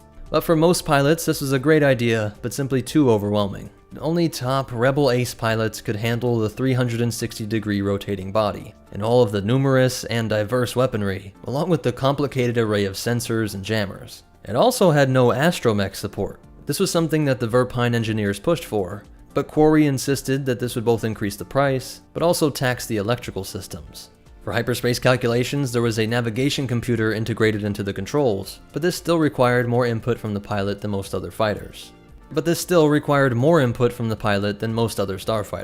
Luckily for the Rebellion though, there were enough excellent pilots to make several B-Wing squadrons. With enough flights, they were able to master this odd beast, and got comfortable working in their own customizations. The most divisive feature was the R9X targeting laser system. Some loved it, and some hated it. What was so genius about this system was that it would fire a very low power bolt at the enemy. It wasn't even enough to damage the enemy vessel, but the computer would be able to use the data gained from these shots to create one of the tightest lock-ons of any starfighter. Using this method, the B-Wing had a 97% accuracy rating, with both its ion cannons and torpedoes. That is ridiculously high. And remember, it was hard to hit this thing back with its ECM and rotation countermeasures. But the downside was that it revealed your position. Again, if it hit it, that targeting laser wouldn't do any structural damage to enemy ships, but astute Imperial pilots would see their sensors alerting them to some pinging in a certain direction. And so if they were fast ships like almost all TIE Fighter variants, they might have just scared it away with these low power shots. Many pilots preferred to just come in guns blazing with the incredible arsenal that it had, and actually remove the targeting laser entirely to put that energy toward other mounted weapons, often just being a simple medium laser cannon. But some missions would call for swapping out that entire lower nodule and filling it with laser-guided bombs. Wedge Antilles of Rogue Squadron fame loved his X-Wing, but he also was one of the best B-Wing pilots out there, using them to liberate an Imperial prison on Bakura, and later to take out an Imperial-class Star Destroyer in 2 BBY, while its most notable use would be during the Battle of Endor, where they were alongside the Millennium Falcon being piloted by Lando Calrissian. And Blade Squadron, which defended these things as prototypes, would use them to score several starfighter kills, and even take out 2 Star Destroyers, playing a powerful role in the Rebel victory despite being much fewer in number than other Rebel fighters and bombers. And then just to twist the blade, B-Wings would be used to lead the assault on Kuat Drive Yards, a battle that resulted in its capture, the Empire's go-to shipyard, and whose cronies were fine with using political alliances to extinguish operations like Slain and Corporal. And in the years that followed, there would be multiple variants that emerged, like the B-Wing E, for Extended, that enlarged the cockpit and added a gunner to help the pilot. Remember, the original prototype had a pilot and a gunner as well. Now they were just both seated together. And it was this model that Admiral Akbar used often. And then there was the B-Wing Shuttle. Same idea, but allowed for a pilot and 2 passengers. But this was more aimed at civilians, and only armed with light ion cannons. A year after Endor, they would be seen in the final battle against the Empire, over the desert world of Jakku. And once the Imperial leadership was completely fractured and their leaders reduced to simple warlords, the B-Wing would continue to fight against these disparate groups, sometimes including the forces of Warlord Zinj, other times defending the world Mon Calamari, and even have to protect their home when the fight came to the Verpine colonies in the Roche asteroid field. And they would be crucial to the liberation of Coruscant, going on to be an official part of the New Republic fleets, where they would then fight off the Yuuzhan Vong. After this, the galaxy was finally seeing long periods of peace, and many B-Wings would have their weapon points replaced with firefighting equipment, some returning to Endor to prevent the spread of forest fires, while others would be used in the dense urban environments like Coruscant. By 34 BBY, the First Order had made its introduction to the galaxy, and just 1 year later, the Resistance would rally several of these now older fighters to bring the fight to the revived Emperor's fleet on Exegol. In the memory of his father, Colonel Aftab Akbar would pilot one of these B-Wings, a ship that his late father helped to produce all those years ago. And its legacy would live on for several forms after this, like the AHS-1 Heavy Assault Airspeeder that was created from the wreckage of a B-Wing, and things like the Besh-type personal starfighter that was released by Slain and Corporal more than 100 years after the B-Wing was introduced. So that's it for the history and breakdown of the B-Wing, but you definitely want to hear these cool facts and behind-the-scenes stuff. The ship was created for Return of the Jedi by Joe Johnston and Bill George. Bill was so involved with it that they often called it the Bill Wing, but it gets its name from the fact that these 2 new Rebel fighters were named A Fighter and B Fighter, and that's how they became A-Wing and B-Wing. But funny enough, they also resemble those letters. At least the B-Wing looks like a lowercase b, much like how the X and Y-Wing look like their letters. In the original version of the film, there were a lot less scenes with the B-Wings, as its strange shape was hard for the blue screen technology of the time, and so we got more scenes added with later versions, and there's still some great cut scenes. A lot of the details come from the book Star Wars Incredible Cross-Sections, The Essential Guide to Vehicles and Vessels, Guide to Warfare, the Rebel Starship Manual, and then a ton of RPG guidebooks. But most important of all, remember, when you have to pick the flashy prototype or the reliable starfighter, always go with the more dependable one, especially if it's still bringing down Star Destroyers. And the Force will be with you. Always.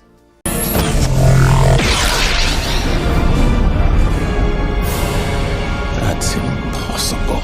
What's up, MetaNerdz? This video will be a complete breakdown of the B-Wing prototype, going from the origins of the B6 up to the production of what would be the ASF-01 B-Wing, the incredibly complex and powerful starfighter that helped to secure a rebel victory in the Galactic Civil War. Because everything about the B6 is canon, and it really is such a different ship from the ASF-01, we'll cover that in the next video, because it has quite a long story on its own. But if you truly want to understand the B-Wing, you have to know its origins, so let's go back to 4 years before the Battle of Yavin. The Rebel Alliance was still not officially organized, just a bunch of rebel cells spread throughout the galaxy, but starting to coalesce under the leadership of Bail Organa and Ahsoka Tano. Phoenix Cell was one of the most notable of these groups, who often worked directly with the Clone Wars veterans Rex and Ahsoka. The cell was trying to break an Imperial blockade on the planet Ibar, after getting reports from the citizens that the imps were attempting to starve the unruly population. The first attempt to deliver supplies was repelled, resulting in the loss of a CR-90. They needed something new, something more powerful to punch through the Imperial fleet. But these ships were all the Rebellion had at this time. This is still years before they would even have X-Wings. Luckily, the old clone Rex had an idea. He knew of a genius Mon Calamari shipwright that was hiding out on the planet Shantipole. It claims to have built a prototype heavy assault starfighter, a blockade buster. Shipmaster Quarry will only discuss his ship in person on the planet Shantipole. The problem was that this planet was infamous among pilots. Every pilot in the galaxy knows it's a one-way trip. The upper atmosphere of Shantipole was covered in miles of thick gas that would be ignited by most of the electronics used by ships, while also having terrain that was covered in spires of rock that just jutted up everywhere. Despite the risk, Kanan agreed with Rex that this was their best shot, and he even gets a nice jab at the cowardly A-Wing pilots before she departs. And no one else is volunteering to go, but I know you will. Hera was one of the best pilots in the Rebellion. She would need to be the one to go, though she worries that this might just be a waste of time, that the Ibar people were dying as they speak, but Kanan reassures her that this was their only hope. You want me to spell it out for you?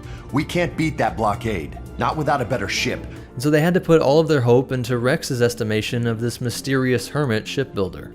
Zeb and Sabine would accompany Hera, and because of that volatile upper atmosphere, they need to cut all of the ship's systems, falling into the planet and gliding their way down to Quarry's workshop.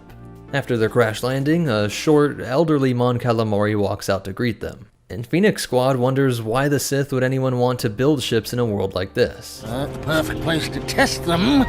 If it can fly here, it can fly anywhere. Quarry was happy to show off his creation, a brilliant orange ship that appeared to be just a long strip of metal with no wings. A strange profile that thoroughly confused Zeb and Sabine.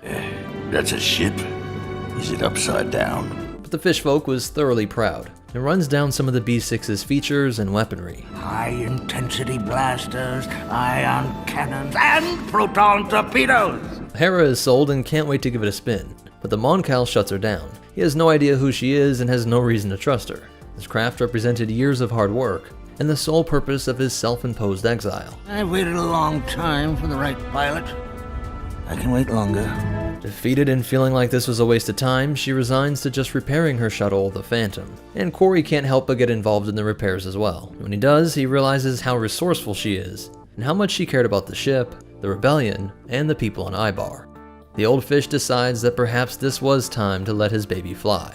To the Phoenix Squad's surprise, this would be the very first flight of the B6. Better to be down here, wishing I was up there, than up there, crashing back down here! Systems engaged, its repulsors bring it up off the landing pad. The feet retract just fine, but as it goes over the edge, the ion engines abruptly cut off. Zeb and Sabine watch mouth agape as they think they just saw Hera's unceremonious death. But just then the Bladewing races back into view, soaring through the sky with incredible speed. It's unknown how quick this prototype was. It was noted as being remarkably quick, but the later iteration would only have a top atmospheric speed of 950 kilometers per hour, which was slower than the X-Wing and much slower than a TIE fighter. The prototype's armament included 3 Armec SW5 ion cannons, 2 Grill SQD-1NK high-intensity blasters, and Red Snapper proton torpedoes.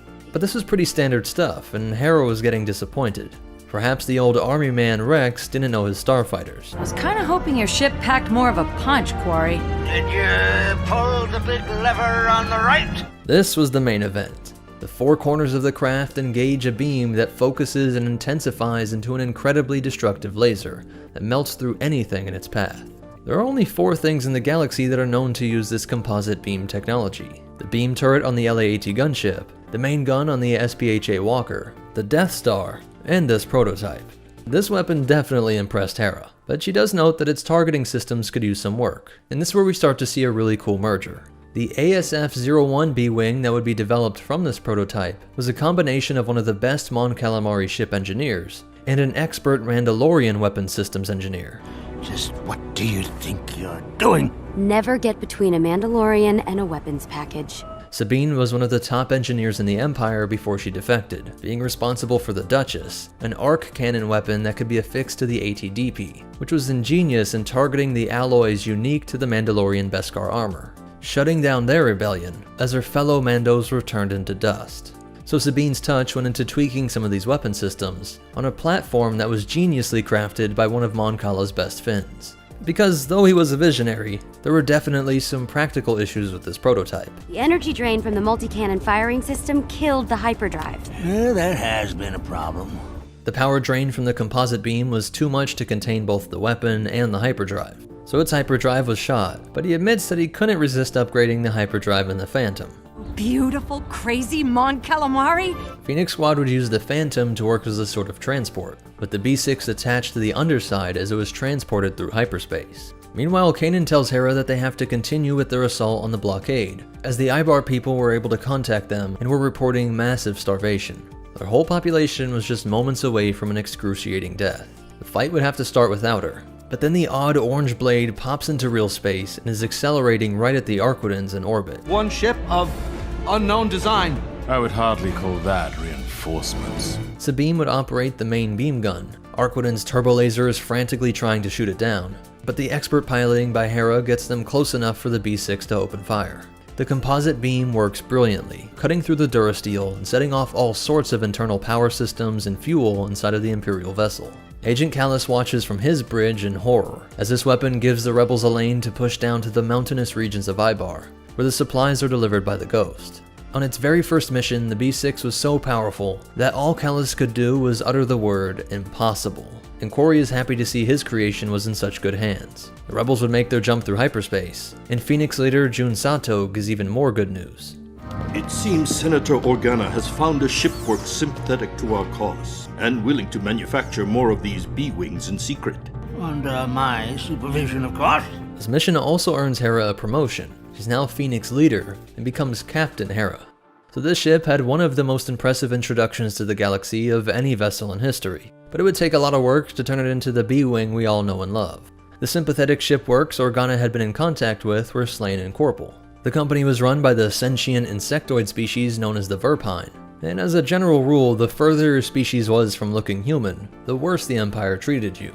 They had been the creators of the Republic's Praxis turbospeeder, and most notably the V-19 Torrent starfighter. And although these bugs helped fight off the CIS in the Clone Wars, they ended up like so many other companies that watched as the Empire slowly took over control of all of the means of production, and then shifted almost all of their work to Kuat drive yards and Sinar fleet systems. Bail Organa was able to get them to stick out their insectoid necks for the rebellion, pointing out to them that this prototype used a lot of Slain and Corporal parts, and that by using their facility to mass produce the B-Wings, they could overthrow these human-centered tyrants, along with the promise of lucrative future New Republic contracts. Quarry would go with them to work on Project Shantipole, and Sabine visited the shipyards as well. An interesting note is that the Verpine species were incredibly rare, only found in their colonies on a remote asteroid field, and we have quotes from Sabine describing the species in her sketchbook.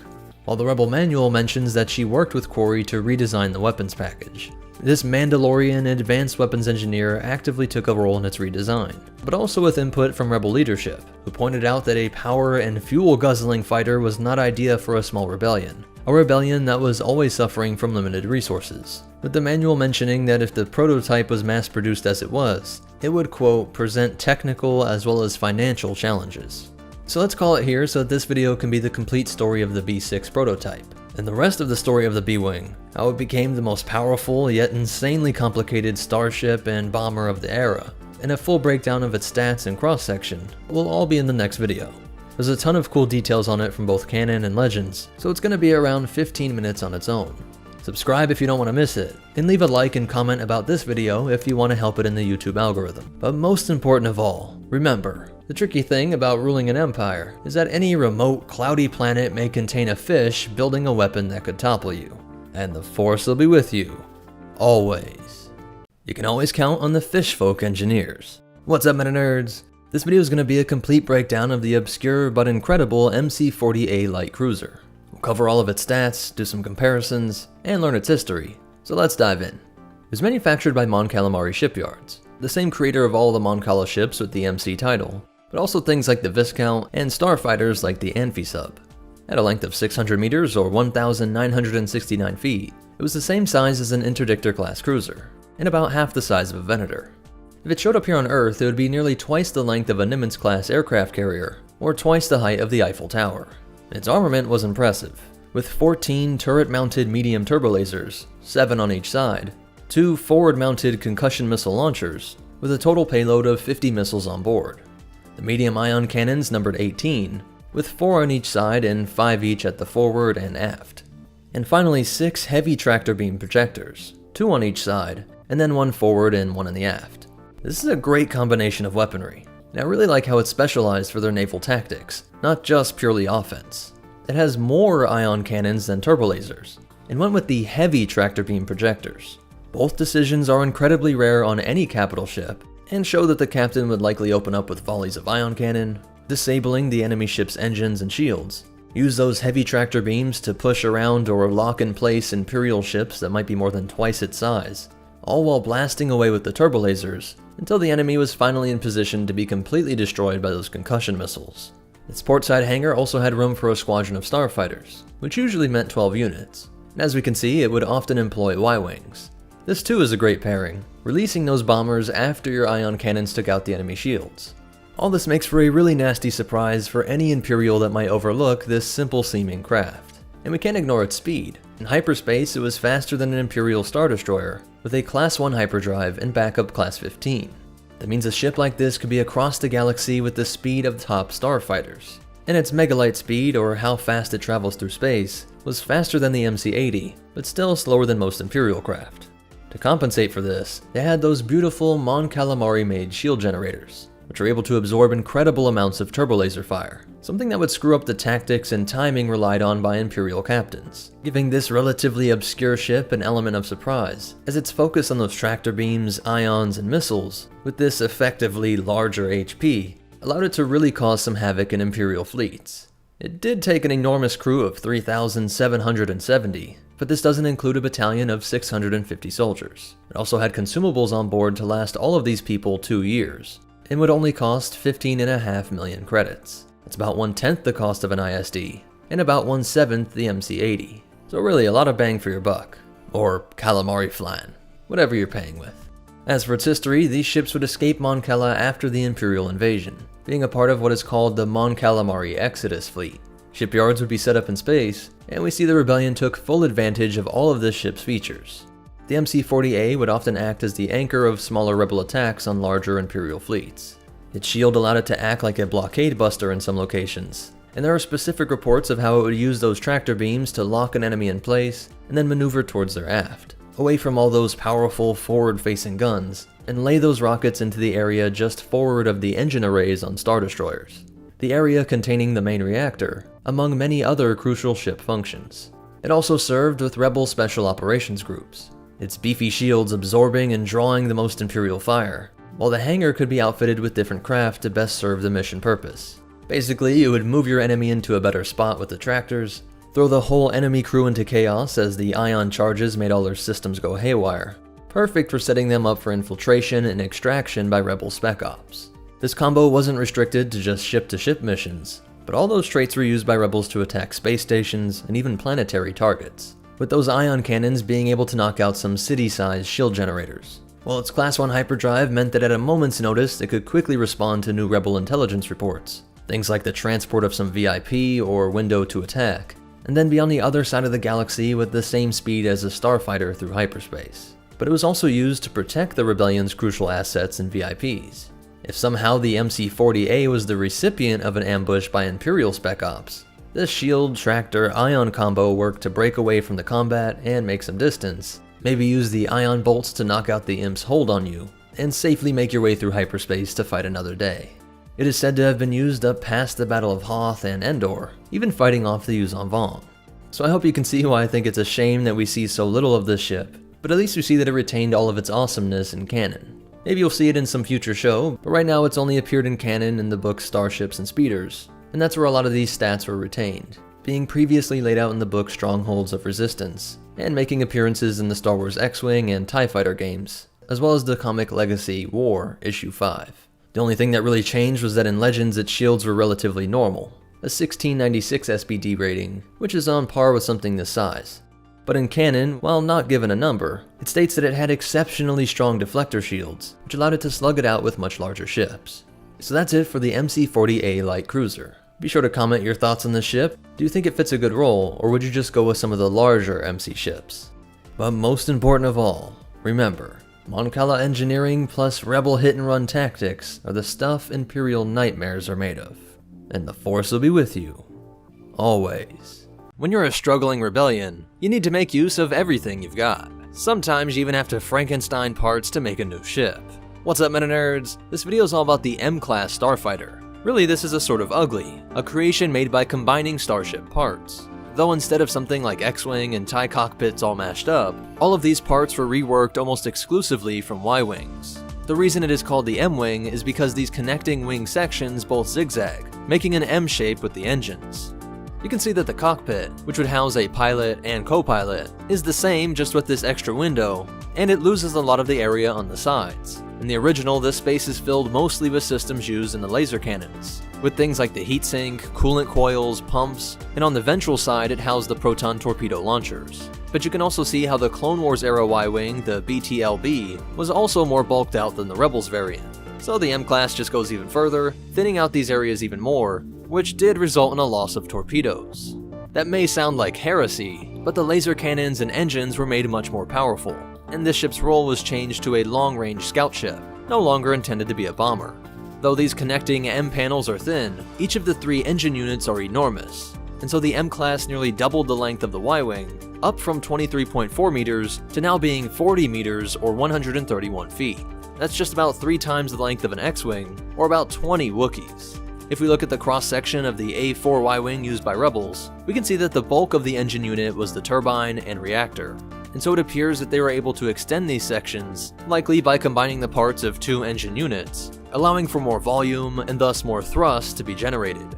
Although its stats are unknown, it must have had a greater top speed than its predecessors. I'd say around 1,300 km per hour or 808 miles per hour.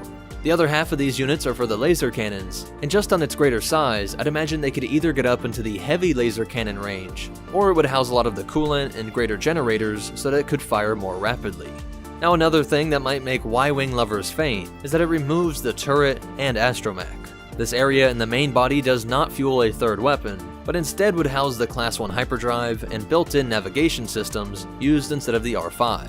And although it isn't specified, we can assume that it would have at least a similar shield to the Y-Wing, rated at 75 SPD. Because it was made for a scout role, we can also assume that there would be a good amount of long-range scanners and hyperwave transceivers, all stored in this section as well. As for its history, it's said that they were being produced from the salvaged wreckage of Y-Wing starfighters throughout the Civil War. Some were stationed at Echo Base on Hoth in the year 3 ABY, and Chewie flew one by himself, while Han Solo also flew one with Leia as a co-pilot.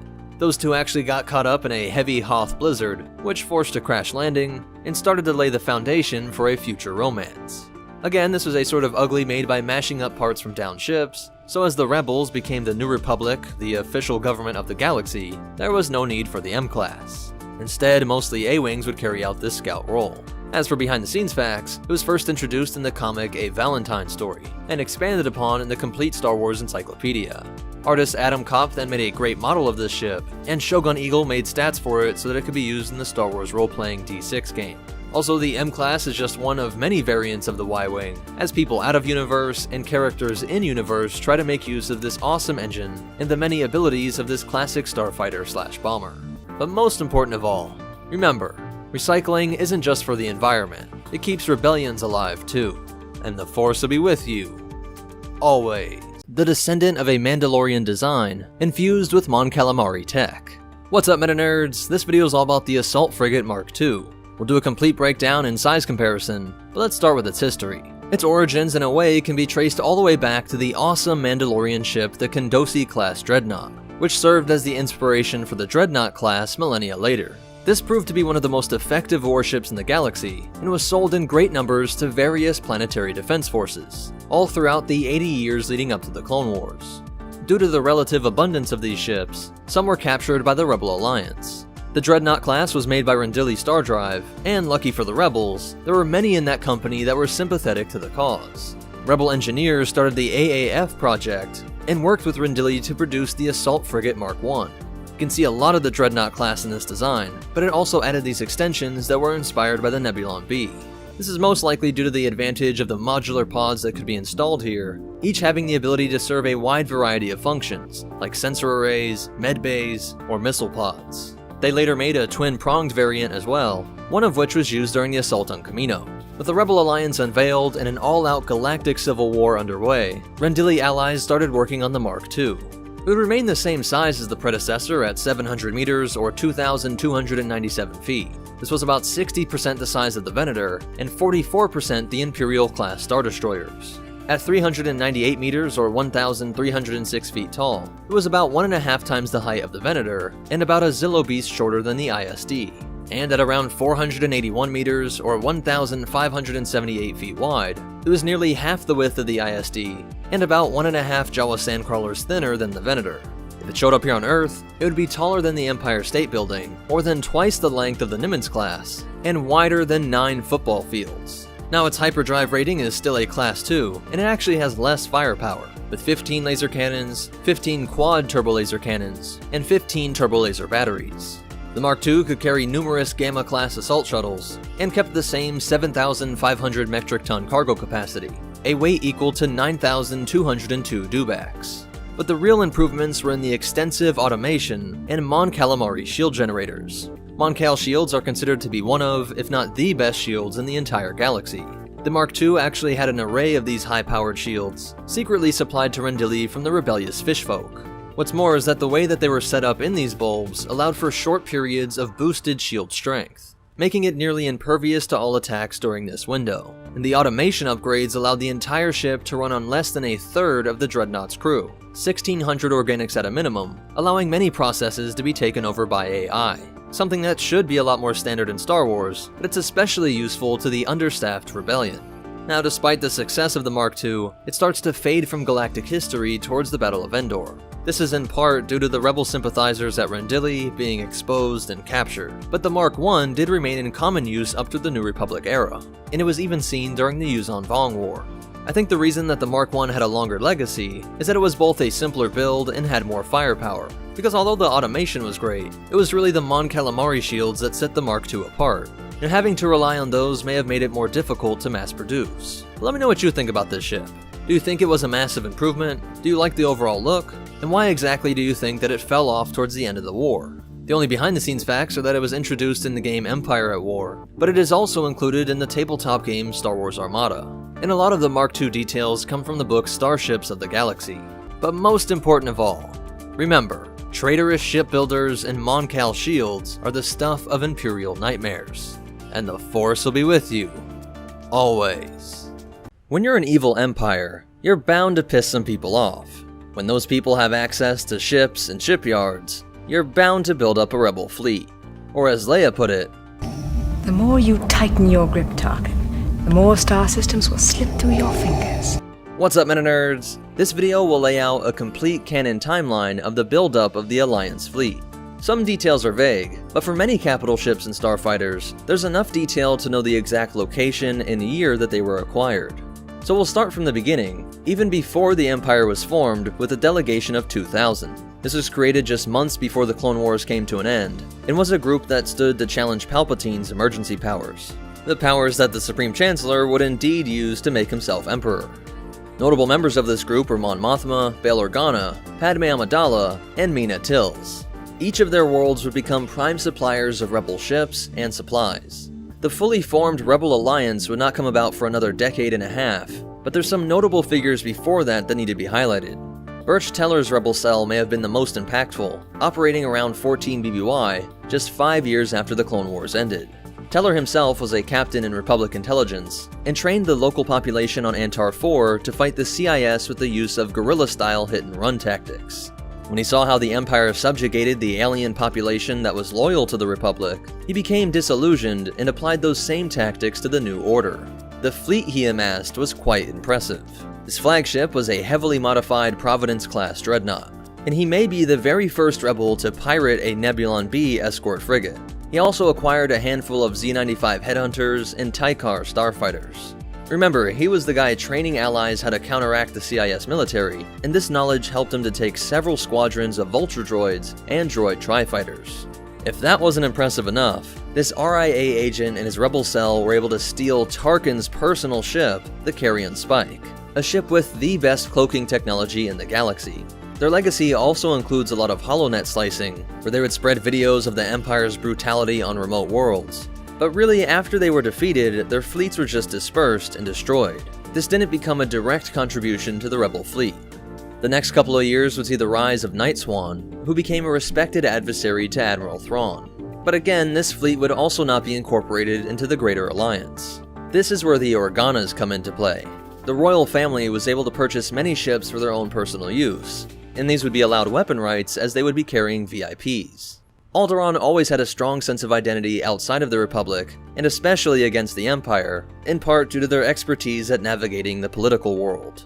These weapon extensions would stay on even under the Empire, and of course Bail and Leia would arrange for these ships to be periodically stolen by pirates.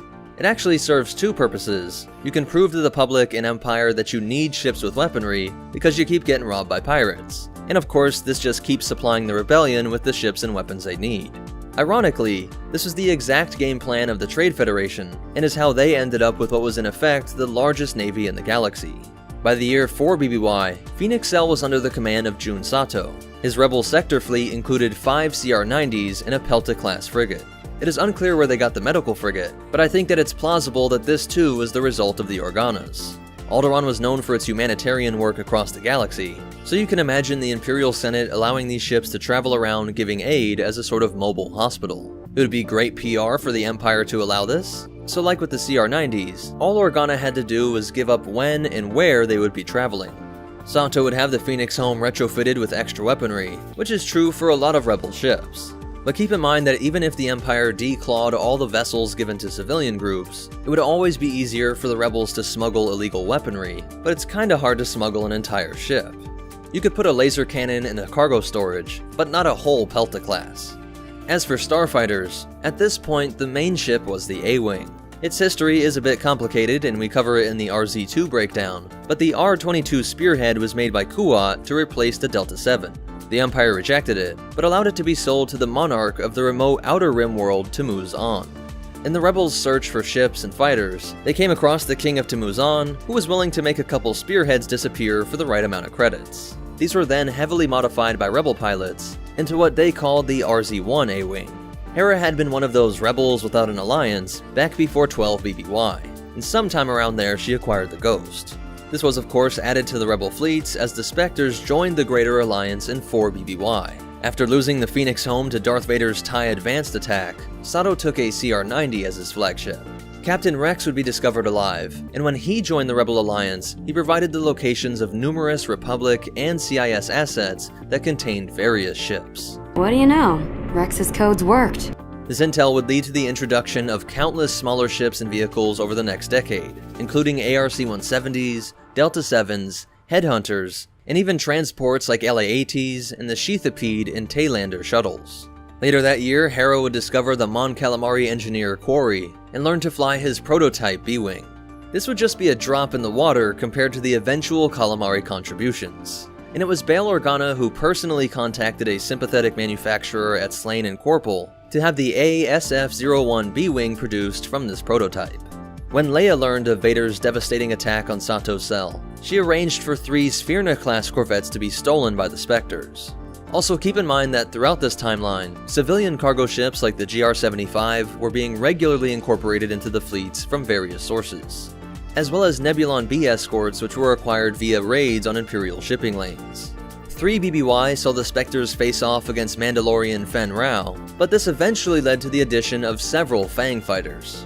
Then the Free Ryloth movement helped the Rebels pirate a Quasar Fire-class carrier. This was essential to house their growing starfighter complement while also keeping it mobile, and it even became the flagship, the Phoenix Nest. In 2 BBY, we get the addition of the Y-Wing bomber. A secret Imperial salvage yard, where thousands of Republic starfighters are being dismantled for scrap.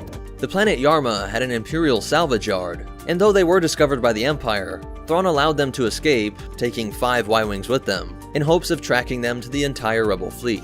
The Rebel fleet, composed of 3 star cruisers, have come to the rescue. That is not the Rebel fleet. That same year, Iron Squadron would join the Alliance, adding their YT-2400 into the mix. This year also saw the most pivotal moment in the creation of the Rebel Alliance. Mon Mothma, one of the leaders of the delegation of 2000, decided to publicly resign from the Senate in order to lead the Rebel Alliance. Over Dantooine, she signs her Imperial death warrant by broadcasting over HoloNet a call for a unified rebellion against the Empire. The result was an assembly of 8 CR-90s, 5 Nebulon Bs, 4 Sphyrna class, 2 GR-75s, and most interesting, the Mon Calamari ship, the Home One. You see, way back in 18 BBY, just 1 year into the Imperial era, Vader was sent to subjugate Mon Cala. King Lichar used his most trusted military minds, Raddus and Akbar, to defend their world from invasion. Their brilliant Mon Cala engineers knew that they could not hold off the Empire for long, so they started to convert their enormous city structures into ships. As Tarkin's bombardment intensified, Raddus ordered 5 MC-80As to try and push through the blockade. 3 were able to escape, and with the converted city ships, the MC-75 Star Cruisers, they collectively made up what was called the Mon Cala Mass Exodus. Their rendezvous point was in the Talaris Cometary Cloud. Here they would convert several of these ships again, now turning them into what was called the Talaris Star Docks. The first to get a complete retrofit was the Profundity, which became Raddus's flagship. The second was the MC-80A that would be known as the Home One, and commanded by Akbar. With Akbar's response to the Mon Mothma's call, the Mon Calamari diaspora was officially a part of the rebellion. I like to think that at this very moment, Palpatine felt a deep tremor in the Force. These 2 fishfolk, Kakin and Sholin, were the ones that secretly communicated with Dornian Brahaket Fleet Works to secure some of their gunships. Raddus decided to send some of these ships over to General Jan Dodonna in preparation for the raid on the TIE Defender manufacturing plant on Lothal. By now, Ezra had gained possession of Darth Maul's Commerce-class fighter, and he was able to use it during the disastrous evacuation of Atollon when Grand Admiral Thrawn arrived.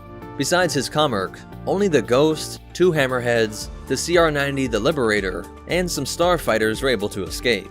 This loss was devastating, but this pressure would lead to the Rebels' acquisition of a ship that would come to symbolize their movement. The T-65B X-Wing was developed by Incom Corporation, and the Empire allowed their sale to some planetary defense forces. Due to their great firepower and strong shields, the Empire kept a close eye on these, and is one of the ships that they were able to keep out of Rebel hands the longest. But the betrayal would come from within Incom itself. As the Empire continued to nationalize ship and weapon manufacturers, the company realized they were next. Now their goals aligned with the Rebels, and just months before they too were nationalized, Incom lost several shipments of T-65B X-Wings and the new UT-60D support craft. Some would be used by the Partisans led by Saw Gerrera, while Hera would lead Green Squadron during an assault on Thrawn's Super Star Destroyer, the Chimera.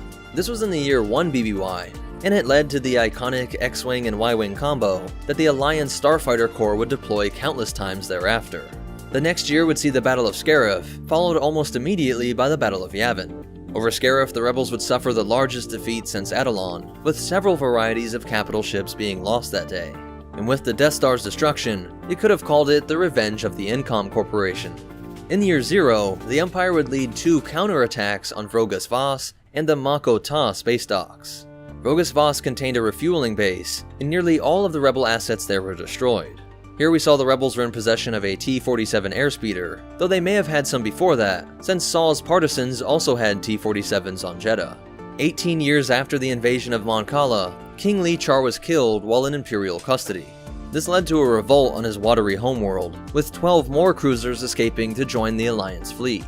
They met at the Mako Ta space docks, but when a traitor gave away its location to the Empire, Vader arrived with an Imperial fleet and laid waste to countless ships. The scrambled group of rebel fighters included Wedge Antilles and Luke, who named this group Rogue Squadron in memory of Jyn Erso and her team. Many of the leadership, including Leia, Han, Luke, Mothma, and Akbar, all met up in the Kaleida Nebula. From there, they would eventually set up a base on Hoth, but when this was destroyed, you can say that the rebellion finally gained its most important YT model, the YT-1300 known as the Millennium Falcon. Though Han never considered himself a rebel even after the Battle of Yavin, and even while on the base at Hoth, the Falcon was definitely a rebel ship under Lando, and when Han is rescued, he never thinks about abandoning the Alliance. Almost all of the ships previously mentioned would play a part in the attack on the second Death Star. And after its destruction, they would continue on to destroy other Imperial assets like Kuat Drive Yards, eventually leading up to the Battle of Jakku. After this, most of these ships would reach an eventual retirement in the service of the New Republic. So that's it for the complete canon timeline of the buildup of the Rebel fleet. As for behind the scenes facts, just know that of course there are a ton of other ships and vehicles that were added to the rebellion in various ways, but some just have no backstory or come from mobile games and are still technically considered canon. And then of course this story is different in Legends. But with the end of Rebels and some of the comic series, we were able to make this canon timeline, and there were additional facts from numerous canon novels and guidebooks. If you want to pick any of those up, be sure to check out the description below. But most important of all, remember, the more oppressive the ruler, the more impressive the rebellion, and the Force will be with you, always. Prepare for impact! What's up, MetaNerdz? This video is all about the Sphyrna-class Corvette, more commonly known as the Hammerhead Corvette. We'll do a complete breakdown and even behind-the-scenes facts, but let's start with its history. It was manufactured by Corellian Engineering Corporation, the makers of things like the CR-90 and YT-1300, but the exact year that it was introduced is unknown. Ezra Bridger was born in 19 BBY, the final year of the Clone Wars, and he calls the Sphyrna, quote, "Some old transports?" Whether that means 20 years, 50, or 100 is unknown, but I would say it was probably made just after the Clone Wars were over, since we never see them during that conflict. And Ezra is just a teenager, so if it was introduced just 10 to 20 years earlier, it would still be called old. But the actual look of this ship is very old. Old Republic old, in fact. The Hammerhead-class cruiser was used some 4,000 years earlier, during the Old Sith Wars. This single ship inspired the design of its contemporary, the Thranta-class Corvette, the Sphyrna used during the Galactic Civil War, and the MC-140 Scythe class used by the New Republic during the Sith Imperial War from 127 ABY. So the Hammerhead-class cruiser has one of the greatest legacies of any ship in galactic history. Back then they were made by the prominent Rendili Hyperworks, but over the millennia they lost some of their market dominance to Corellia Engineering. Even back during the Old Republic era, they sold the Praetorian design to CEC, who retooled it into the Class 4 bulk freighter. It is said that CEC would charge 1 million credits for a Sphyrna class, with many of them being purchased by the royal family of Alderaan. They bought up a lot of other CEC ships like the CR-90, and a certain princess always had terrible luck with them. The rebels just always seemed to steal her CEC ships, with such perfect timing and execution that you'd swear it's an inside job. The Empire certainly thought so, and that's why Lieutenant Yoger on the planet Lothal was given special gravity locks, just to make sure the princess wasn't the victim to another rebel attack. These corvettes, the Lightmaker, Amity's Arrow, and Duchess Senna, were filled with supplies to help the citizens of Lothal, but of course Leia hoped to add them to the rebel fleet. But why were they so sought after? Let's take a look at its stats. I'll give the official size numbers, but know that this doesn't really match up with what we see in Rogue One, so I'll give my numbers too. It was 315 meters, or 1,033 feet long, making it more than twice the length of the CR-90, and just 3 huts shorter than the Arquitens class. It stood 100 meters or 328 feet tall, making it about 1/5 the height of the Imperial Star Destroyer, or twice the height of the Arquidin. At 108 meters or 354 feet wide, it was about 1/9 the width of the ISD, and 3 huts thinner than the Arquidins. But I really don't think that matches up with what we see on screen, so here's what I got. This groove is about 45 meters tall, so let's say this Sphyrna is about 55 meters since it is a bit taller. This would make the length about 165 meters, about 1/10 the length of the ISD, which matches up a lot better with what we see. The width would be about 59 meters, just 11 meters wider than the CR-90, which also makes sense given that these structures stick out on the sides. Let me know which stat seems more correct to you down in the comments below. So by using the numbers I calculated, if it landed here on Earth, it would be about 18 stories tall, just a bit wider than a football field, and about 27 hammerhead sharks long. Now there are 4 variants of the Sphyrna: the Scout, Torpedo, Transport, and Tug. We don't really have any stats or accounts of the Torpedo variant. The Tug would have likely had a wider array of tractor beams, the Transports would have the standard stats, and the Scout would have likely been outfitted with a stronger sensor array and a better hyperwave transceiver that would be heavily encrypted. It would be Transport Sphyrnas that were brought to Lothal, as evidenced by this large cargo unit. Landing gear would extend out through the hammerhead section and towards the rear by the thruster cluster. The original models contained a Class 3 hyperdrive, a deflector shield, and 3 dual laser cannons, 2 on the side of the hammerhead section, and 1 rear-mounted cannon. The original build would have 3 sublight engines, but later they would add this 4th thruster, giving it a top atmospheric speed of 900 km per hour, or 559 miles per hour. That's a bit slower than an ISD, but faster than a TIE bomber. Its megalight speed, or how fast it could go in space, is unknown, but I would imagine it was similar to the 81 megalight rating of the CR-90. But the most unique quality of these thrusters is the acceleration. When fully engaged, they provide enough thrust to knock over an AT-AT, and its most famous act would be how it pushed around an ISD. The Sphyrna could operate with just a single crew member, and its total crew was just 35, while it could accommodate 125 passengers. This corvette was used in a similar role to the Corellian blockade runner, and we would see the rebels in possession of a lot more than just the 3 that were given up by Leia. One would be destroyed by Darth Maul in his search for Ezra and Kanan, and one was seen when Phoenix Cell discovered Iron Squadron. Later, several Sphyrnas would be present during the Battle of Atollon, where we saw that with repeated TIE fighter strafes, even these small fighters could overcome the corvette's deflector shield. The Lightmaker was one of those ships Leia brought to Lothal, and would gain legendary status during the Battle of Scarif.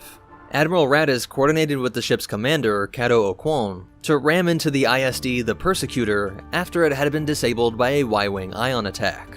By using the Hammerhead's bow to lodge itself into this nook in the side of the Star Destroyer, they were able to fully engage those 4 thrusters and slowly move the much larger Imperial ship. The decision to place the other ISD, the Intimidator, right over the Scarif shield gate was a move to ensure its protection, but of course it ended up leading to the loss of all 3 assets. Really, once the Hammerhead was in place, there wasn't much you could do to stop it. Even if the Intimidator wasn't there, pushing just the Persecutor into the shield gate would have destroyed it. The only way this could have been prevented would be if the Star Destroyers could have got their systems online quicker. At least one Sphyrna was able to escape before Darth Vader's arrival, and you can actually see another one that doesn't seem to be targeted. One would later be used by the Alliance to restore the Republic during the siege on Taurine 7. And there was even a Sphyrna present in the Resistance Navy, with the Sturdic Star being used on Tal. And then there is the Nadiri Starhawk. Made for the New Republic in part from broken ISDs, this ship relied more on its incredibly powerful tractor beam array, but you can still see that Hammerhead influence in its design. If not a direct successor, it is definitely a spiritual successor, as it bullied around ISDs and even dragged down a Super Star Destroyer. So that's it for its history, but you definitely want to hear these cool facts and behind the scenes stuff. The Old Republic Hammerhead class cruiser has not been officially brought back into canon, but canon lore on the Sphyrna confirms that it was inspired by a ship that existed long before the Imperial era. I wouldn't be surprised if a lot of Old Republic stuff, especially ships, ends up eventually getting canonized, maybe with some minor tweaks. In the role-playing guidebook Dawn of Rebellion, they say that it was made by Rendili Stardrive, the descendants of the Old Republic company Rendili Hyperworks, but the Encyclopedia of Starfighters and Vehicles says that it was CEC. There's also a mistake in the Rebel files, where they used an image of a Thranta-class corvette instead of the Sphyrna. The Thranta is still Legends, as this is said to just be a mistake. Then the Geektionary Galaxy from A to Z calls it the Hammerhead-class cruiser. When combined with an official length that I feel is really off, I can't believe the lore is so sloppy with a ship that I think provided the coolest scene in all of new canon material. And the name is a reference to the genus of hammerhead sharks being called the Spherna, which comes from the Greek word for hammer. But most important of all, remember, the hammerhead design will never die, and the Force will be with you, always. What's up, MetaNerdz? This video is all about the Rebellion's most trusted hauler, the Gallifrey Medium Transport. The GR-75 was used long before the time of the Galactic Civil War, operating as a simple cargo ship.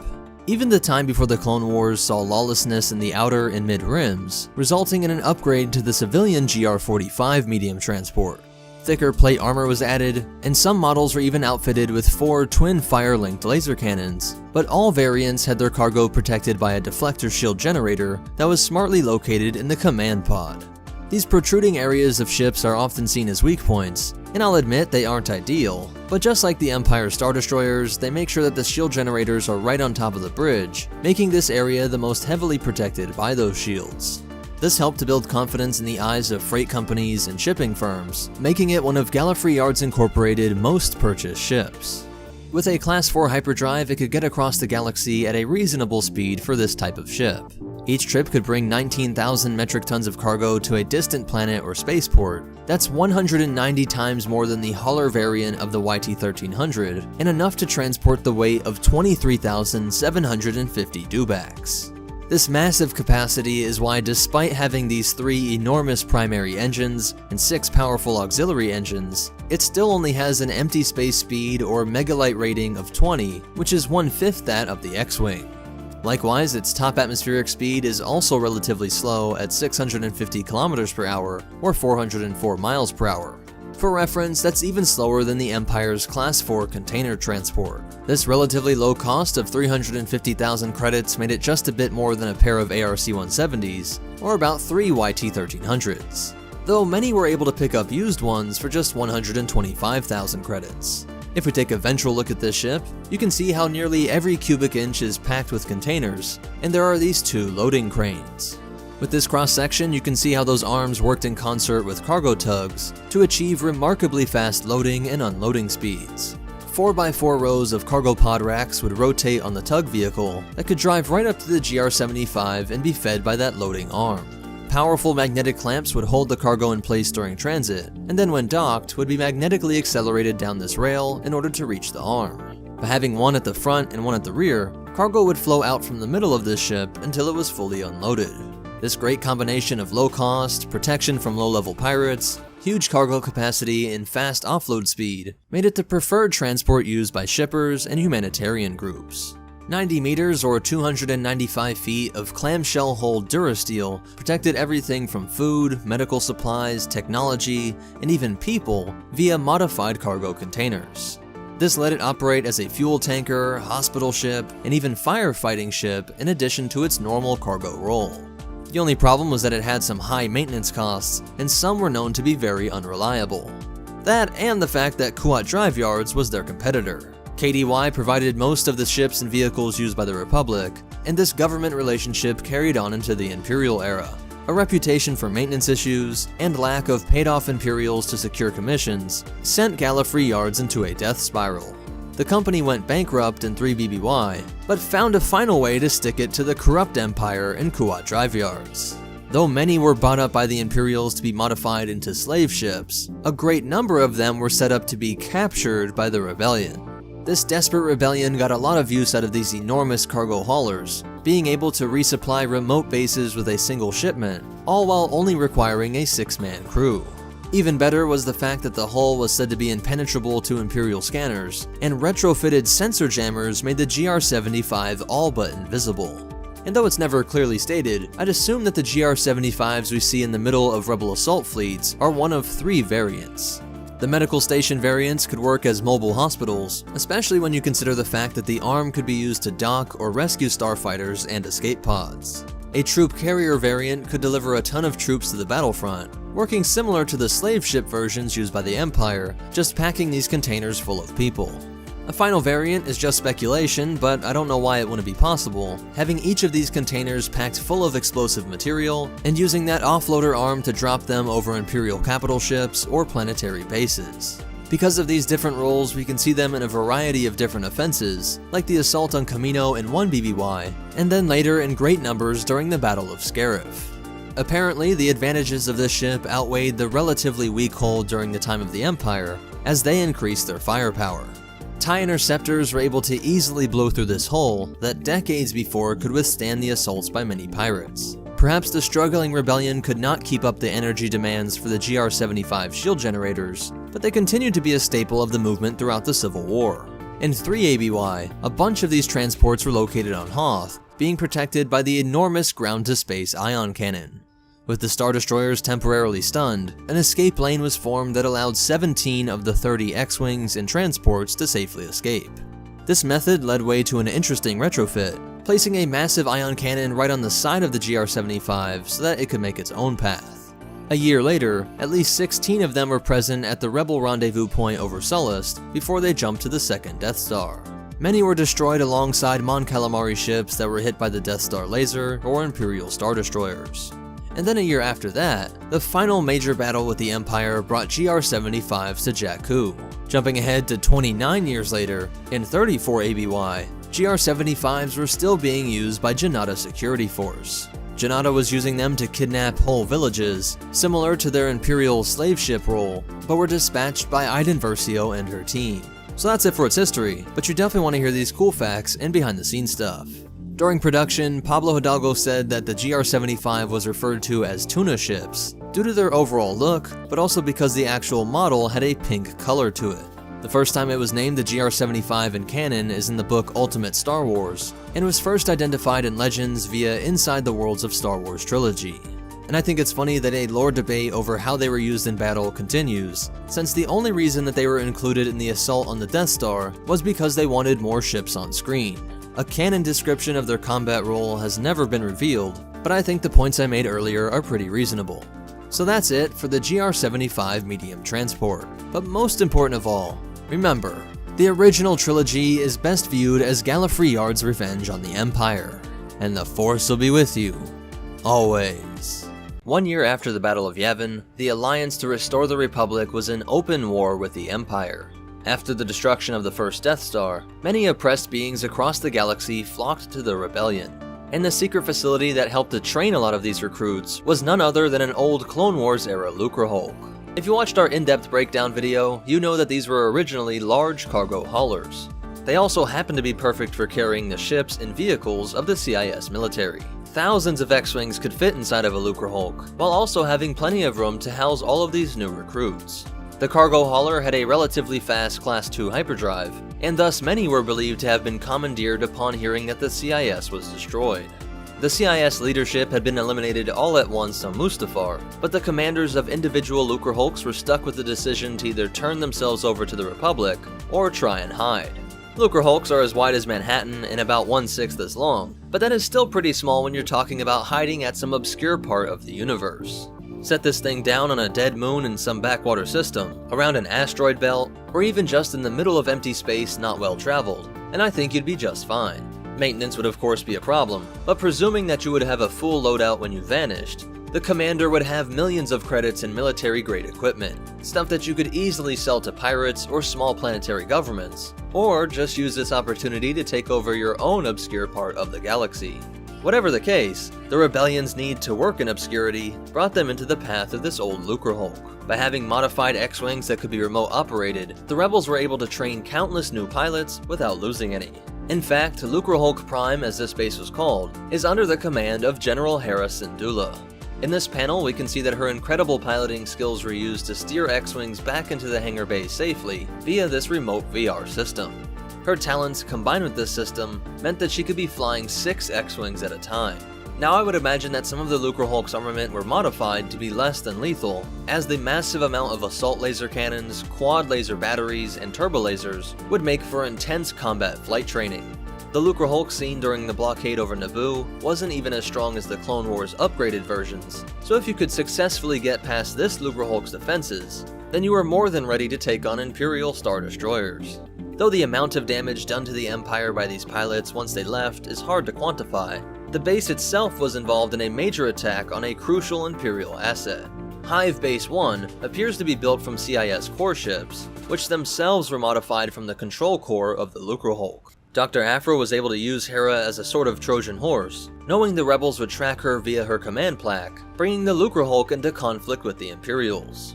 Now with the proper tools, they could rip out the main core of this Hive archive with the cargo ship's massive front claws.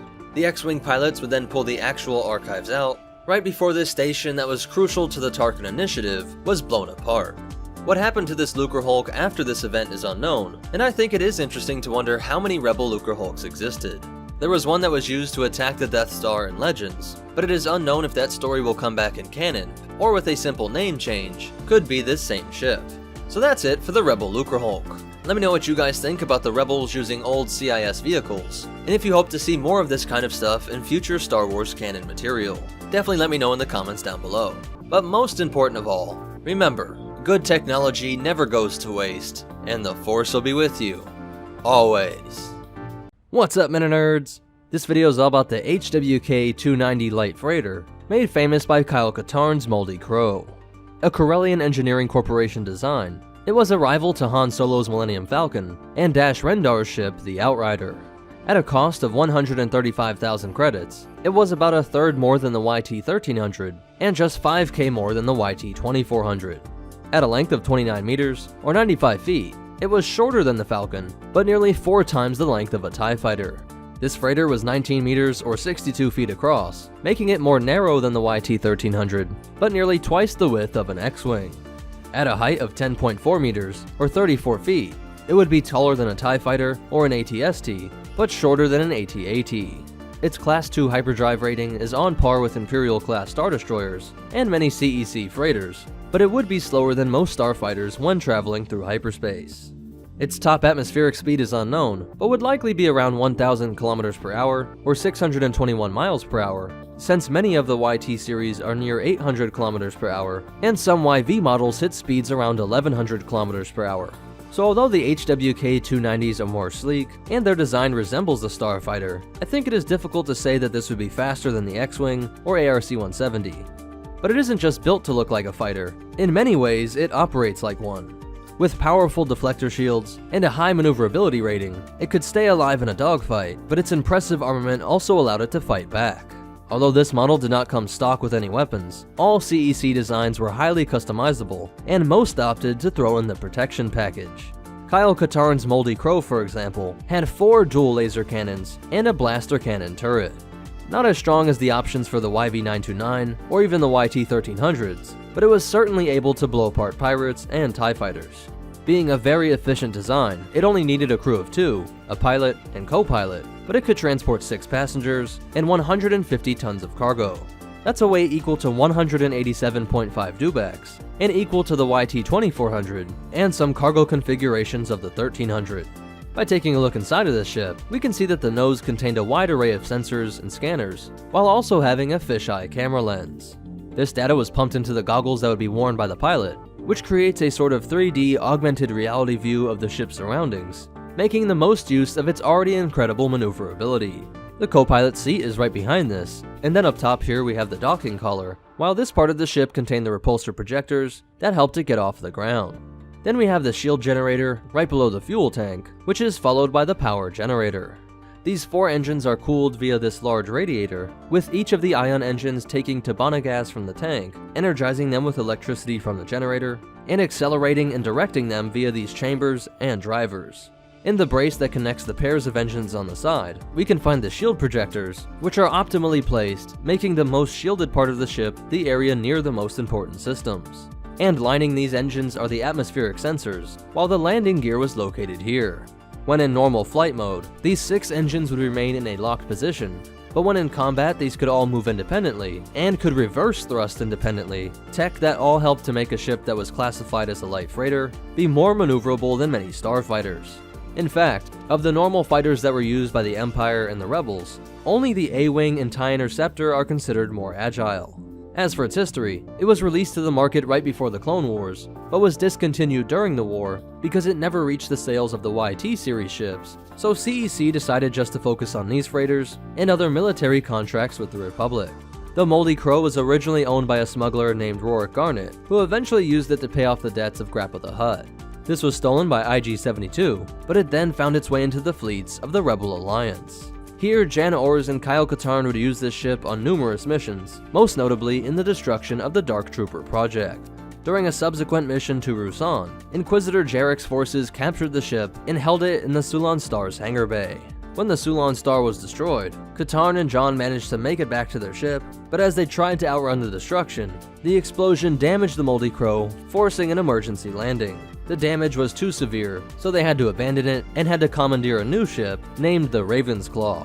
That's its story in Legends, but so far it also has a short canon history as well.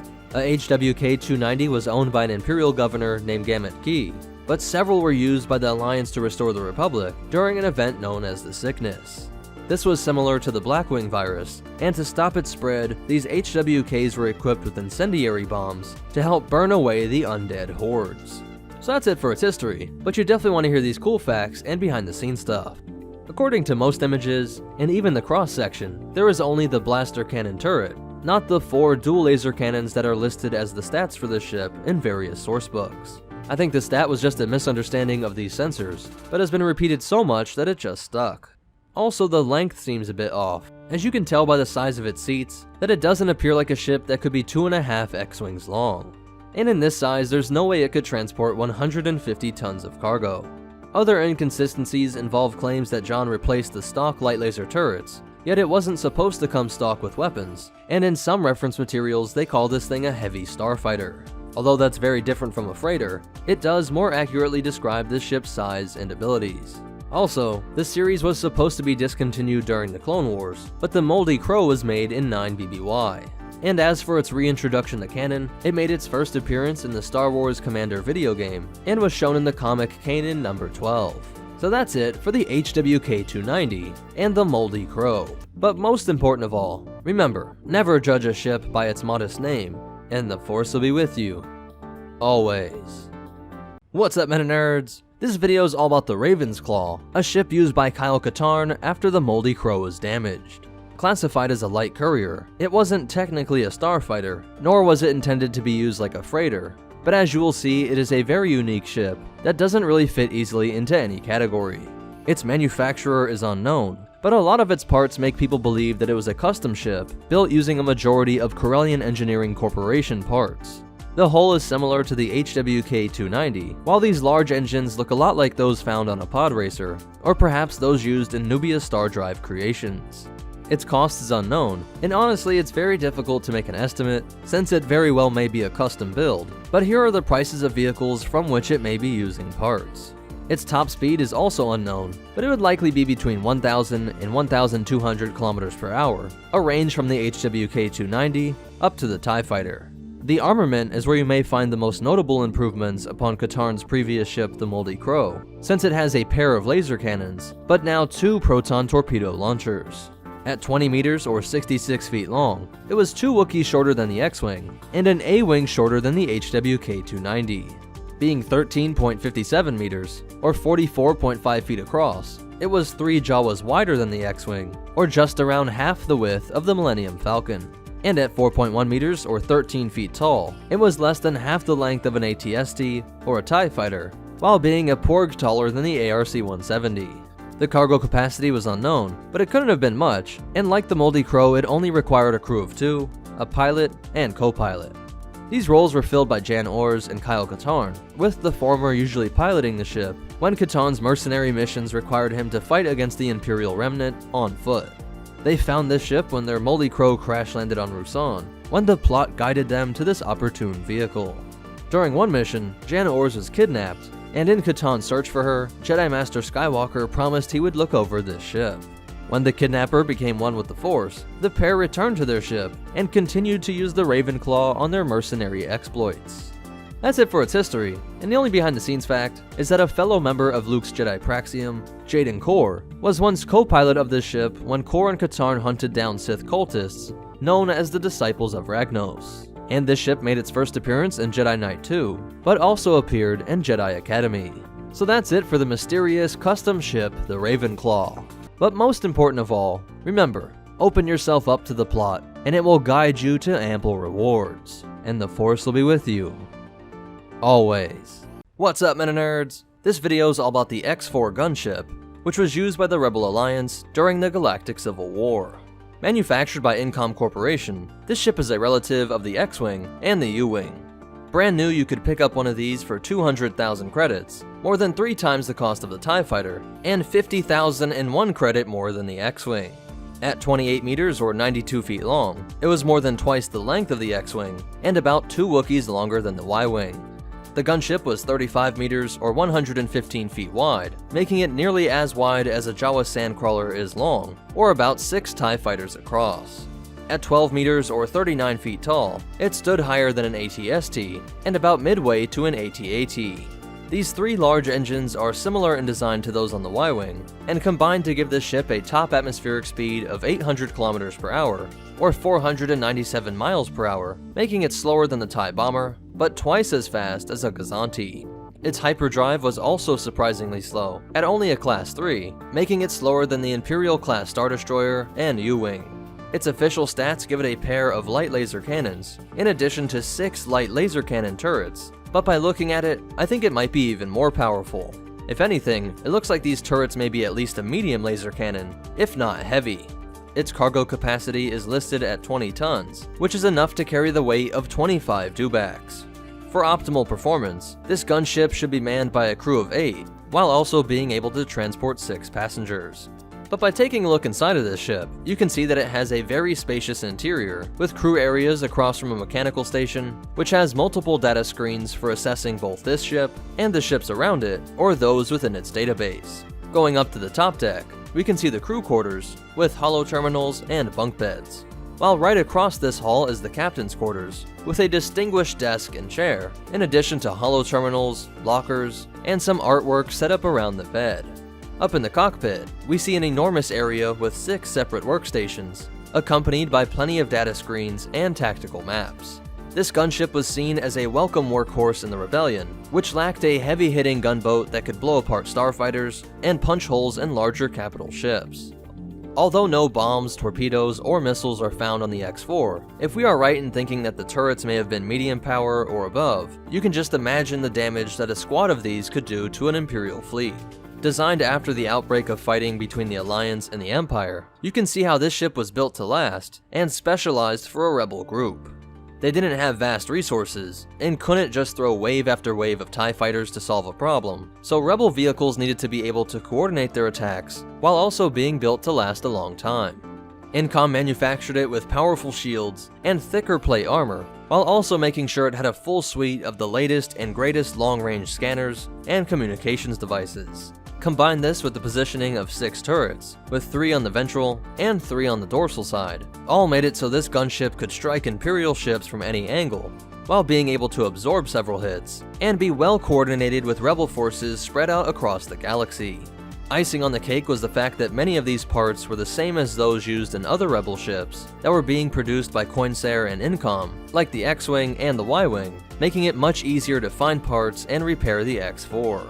Throughout the Civil War, these were often used as convoy escorts, or when raiding rebel supply depots, though it was also great for space piracy. These traits also made it a vehicle sought out by the Mining Guild, so that they could protect their assets. It's unclear how many of these gunships remained in service into the New Republic era, but the X-4's legacy lives on in the memories of many rebel pilots. So that's it for its history, but you definitely want to hear these cool facts and behind the scenes stuff. It was first introduced in the Jump to Lightspeed expansion of Star Wars Galaxies, but originally was only an NPC ship. Players could actually own one in 2008, and a developer let fans decide on its name and background via submissions to a Galaxies Pilots forum in 2007. And this ship was actually brought back into canon, with its inclusion in Star Wars The Rebel Files. But most important of all, remember, always beware the slow-moving gunship, and the Force will be with you. Always. What's up, MetaNerdz? This video is all about the R60 T-Wing Interceptor. Manufactured by Horish Kessel Drive, the same people that made the R41 Star Chaser and the Lukrehulk. sold for 150,000 credits, it was a buck more than the X-Wing and equal to 2.5 TIE fighters. At a length of 12.2 meters, or 40 feet, it was a porg shorter than the X-Wing and about half as long as the Y-Wing.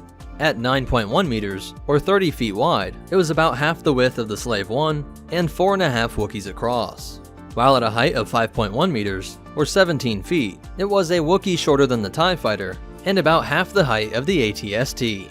Compared to our standard unit of an Imperial 1 class Star Destroyer, you could line up 133 of them from bow to stern. And for some real-world comparisons, the R-60 would be longer than 2 Escalades, or about half the length of an 18-wheeler. While it is taller than a semi, and nearly the same height as a Chinook helicopter, while being less than the length of an F-16. One of its most impressive stats is its top atmospheric speed at 1,300 km per hour, or 808 miles per hour, which beats the TIE Interceptor, and is equal to the much smaller A-Wing, yet it can't touch the TIE Defender. Its Class 1 hyperdrive let it travel through hyperspace quicker than an Imperial 1 class Star Destroyer, and had it tied with an A-Wing and the X-Wing. Its modest maneuverability rating of 78 DPF made it just better than the X-Wing, but worse than the Z-95 and TIE variants. Its shielding is rated at 20 SPD, which is equal to the Z-95, but only 1/5 the TIE Defender. Its hull is moderate at 14 RU, which is stronger than a TIE Fighter, but weaker than the X-Wing. The R-60's armament is also in this mid-range, being more powerful than a TIE, but still less than the X-Wing, with 2 laser cannons and 2 proton torpedo launchers, but only a payload of 4 torpedoes on board. This single-pilot interceptor was another one of Horish Kesseldrive's failures, because even though the stats for this ship are good overall, it did fall short in some key areas. It just didn't come out at the right time, and was weak in some key areas. If you watched our video on their earlier starfighter, the R-41 Star Chaser, you know HKD intended that ship to be the Republic's main starfighter, but it wasn't ready for production in time for the Clone Wars. The R-60 was designed to replace the A-Wing Interceptor, but fell short in some key areas. Though it was cheaper, while still retaining that amazing speed and Class 1 hyperdrive, it only had a third of the proton torpedoes, and had a shield that was 2.5 times weaker, while also having a larger profile. For a rebellion short on pilots, fighting against a seemingly endless horde of TIEs, the rebellion felt that 25,000 more credits was well worth it to keep their ace pilots alive, who had 3 times the torpedo output each run. What was a less obvious shortcoming of this ship was the quality of the materials, with the few pilots of the R-60 complaining that Horish Kesseldrive was using cheaper parts in their engine and hull reinforcement, which meant that this ship required constant upkeep. To make it worse, these mechanical issues were exacerbated by the constant Navicomputer crashes, the result of numerous coding errors that drove the Rebel IT department insane. It seemed that HKD committed the sin of many struggling businesses, who cut corners on their new projects in order to make up for money lost on previous failures, a decision that always sends companies into a downward spiral. The only reason why these ships were still used across the galaxy was because if you did get one of these that wasn't buggy or falling apart, its other stats were objectively good, and because used R-60s could sell for 60,000 credits, many in the Outer Rim saw this as an amazing deal. If you got a good one, you could blow through any Imperial starfighters that got in your way, or just make that quick jump to hyperspace to escape, so you can see why this tempted many criminal organizations. One pirate named Ali Tariq became incredibly efficient with this interceptor, making a name for himself that spread across the whole galaxy, a fame that, funny enough, would help HKD sell more of these ships after the Galactic Civil War than they ever did during the conflict. With the fall of the Empire after the Battle of Endor, the New Republic established a holiday called Remembrance Day, set to be the equivalent of Empire Day. Like Independence Day sales back on Earth, many companies had all kinds of special offers on this holiday, and through a great marketing campaign, HKD was able to create an image of the T-Wing as being a crucial element in the Noble Rebel Alliance. You too could pilot a civilian version of a ship that helped to bring down the Empire, and by just leaving in those fast engines and hyperdrive, it was way more fun to own than the actual hero, the X-Wing, and the A-Wing was just way too difficult to fly, which is why only ace Rebel pilots were trusted with it. Having failed at making a profit off of these last 2 wars, Horish Kesseldrive was finally able to make some money in this time of peace. So that's it for its history. And the only behind the scenes fact is that it appeared in the Star Wars TIE Fighter game, but has appeared in Star Wars Galaxies, and was expanded upon in the guidebook Stay on Target. But most important of all, remember, good marketing beats facts every time, and the Force will be with you. Always. What's up, MetaNerdz? This video is all about the MC-30C frigate, a warship used by the Rebel Alliance during the Galactic Civil War.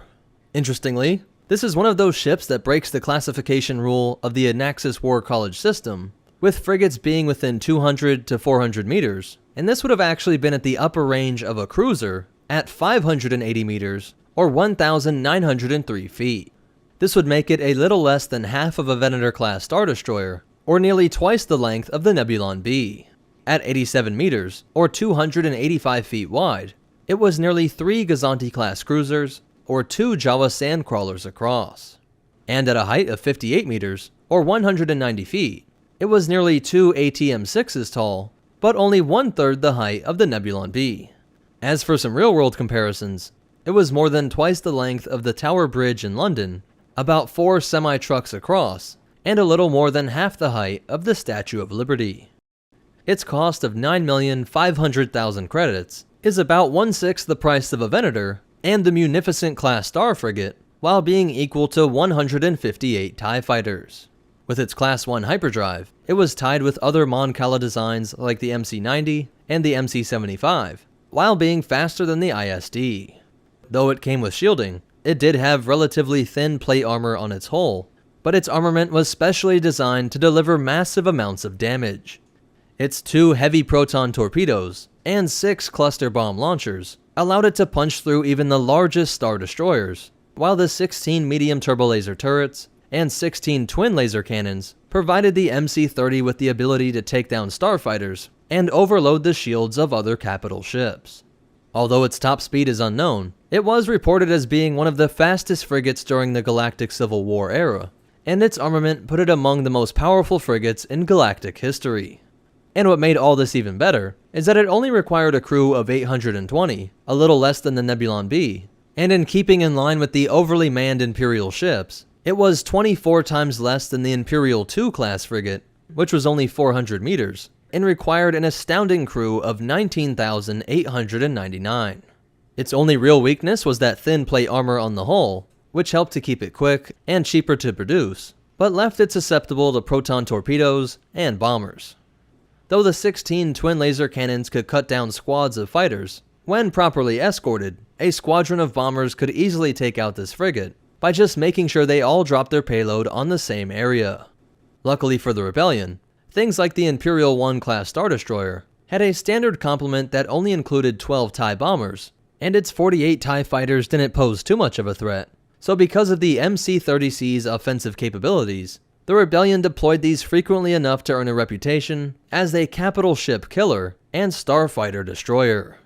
This kept it in service throughout the Galactic Civil War, and on through the early New Republic fleets. While Kyle Katarn was on Nar Shaddaa in the year 5 ABY, it could be seen alongside GR-75 transports and CR-90 corvettes. So that's it for its history, but you definitely want to hear these cool facts and behind the scenes stuff. This ship was actually developed from the concept art of the Mon Calamari Star Cruisers for Return of the Jedi, and some speculate that this also spawned the GR-75 medium transport and the Recusant class light destroyer. And very interestingly, the MC-30C may be canon, being seen alongside the Phoenix Home, the modified Pelta class used in Star Wars Rebels. This image is from the Star Wars Armada expansion, and when asked on Twitter if this brought in the MC-30C, Matt Martin, one of the creative executives for Rebels, stated that though it was not official, he wouldn't count out the possibility that this would be later stated to be the MC-30C in the future. And it was first introduced in Jedi Knight Dark Forces 2, but is most known for its appearance in Empire at War, Forces of Corruption. But most important of all, remember, whether out at sea or out in space, always focus on piercing a ship's hull. And the Force will be with you. Always. What's up, MetaNerdz? This video is all about the MC-75 cruiser commanded by Admiral Raddus, named the Profundity. The MC-75 modified star cruiser was manufactured by the Mon Cala shipyards shortly after the end of the Clone Wars, and it is because of that conflict that it was built with some very interesting features. The Separatist-aligned Quarren nearly conquered Mon Cala, and this bloody fighting taught the survivors that the machinations of dictators from some far-off place in space would eventually find its way to their underwater cities. So, Mon Cala engineers built many of their cities to double as enormous starships. The Profundity in particular was a civic governance tower in the city of Nystulum, which was located beneath the northern ice flows. Radis was this city's mayor, now a fleet admiral with the rebellion, with much of the crew being his city's defense staff and the regular citizens. Already skeptical once Palpatine declared himself emperor, when Imperial ships arrived and started to subjugate the Mon Cala, Imperials were shocked to see a whole city skyline rising out of the ocean, and then disappeared through hyperspace. This Mon Cala diaspora during the Imperial era forced them to make many retrofits to make the MC-75 a suitable warship for the growing Rebel Alliance. These engines were actually built by Kuat drive yards. It is unclear how this came to be, whether through corruption or theft, but this helped to give this massive city ship a top speed of 650 km per hour or 404 miles per hour, enough to help it keep up with the escort ships and starfighters, though still slower than a TIE bomber and even the Imperial Star Destroyer. But it did have a Class 1 hyperdrive, faster than the ISD, and tied with the Venator and the X-Wing. Its 1,204.44 meters, or 3,952 foot length, is about a sandcrawler and a half longer than the Venator, or two of the Interdictor-class cruisers used by the Old Republic-era Sith Empire. At a height of 435.56 meters, or 3,951 feet, it was more than 4 Zillo Beasts tall, and nearly as tall as the Imperial-class Star Destroyer. I know this seems off, like the MC-75 is much taller, but these are the official stats, and to double check I just measured them myself, so it's a weird optical illusion, and what really helps is this picture from the Rogue One Visual Dictionary. Since this was also a city, I think it would also be cool to see how this would compare to buildings from Earth. It was about half the height of the Burj Khalifa, nearly equal to the Empire State Building, or about 4 Statues of Liberty. Now as for its armament and shielding, much of this was retrofitted via this large collar. If you look close, you can see that this slips right over the hull, adding both these upper and lower extensions, which are not a normal part of the Mon Calamari ship design. This dorsal tower contained the long-range communication devices, while the ventral tower holds the bridge, with the spine containing additional weapons and tech. This was an ordnance pod that would be able to protect the rear, while additional weaponry was located across the surface, making up 20-point defense laser cannons, 12 turbo laser cannons, 4 ion cannons, 12 proton torpedo launchers, and 6 tractor beam projectors. The rear was covered with these aft deflector shield emitter arrays, while the forward section was shielded by redundant, overlapping arrays behind this nose that was also covered in thick plate armor. In addition to this, it also had this enormous hangar bay, which could accommodate several ships, or even larger vessels like a Corvette. And to run something this size, it took a crew of 3,225, less than half that of the Venator, and about 1/10 the people on board an ISD. As for its history, after the Empire moved to subjugate the Mon Calamari, the Profundity, along with a fleet of other ships, evacuated, and quickly became allies with the growing Rebel Alliance. Under the command of Radis, the Profundity was one of the first Mon Calamari ship designs to be converted to a warship, but it also specialized in sending and receiving broadcasts from across the galaxy. This simple upgrade would end up saving the rebellion, and strike the first real blow to the Empire, when the Profundity and Admiral Radis led the assault on Scarif, assisting Rogue One in their mission to steal the Death Star plans. Jyn Erso only had a narrow window to beam out the signal, and luckily, the Profundity was perfectly positioned. Unluckily, however, Vader has amazing timing, arriving on the scene just as the Radis was about to flee. After taking heavy fire from the Devastator, Vader was able to board this Mon Calamari ship, though the Rebel troops are able to hold him off long enough to get the plans onto the docked CR-90 in its hangar bay, which was of course Princess Leia's Tantive V4. The Corvette was able to escape through hyperspace, but the Profundity, along with Admiral Radis, were destroyed over Scarif, presumably by other Star Destroyers that arrived after the Devastator left, or even perhaps the super laser of the Death Star. As for the line of MC-75s, at least 5 of these made up the Mon Calamari mercantile fleet, which mutinied in the year 1 ABY, hiding out at the Mako Ta space docks. So that's it for its history, but you definitely want to hear these cool facts and behind the scenes stuff. This ship was heavily influenced by the concept art of the Invisible Hand, and you can see how it does look like a cross between the Providence class and the MC-80 Home 1 type star cruiser.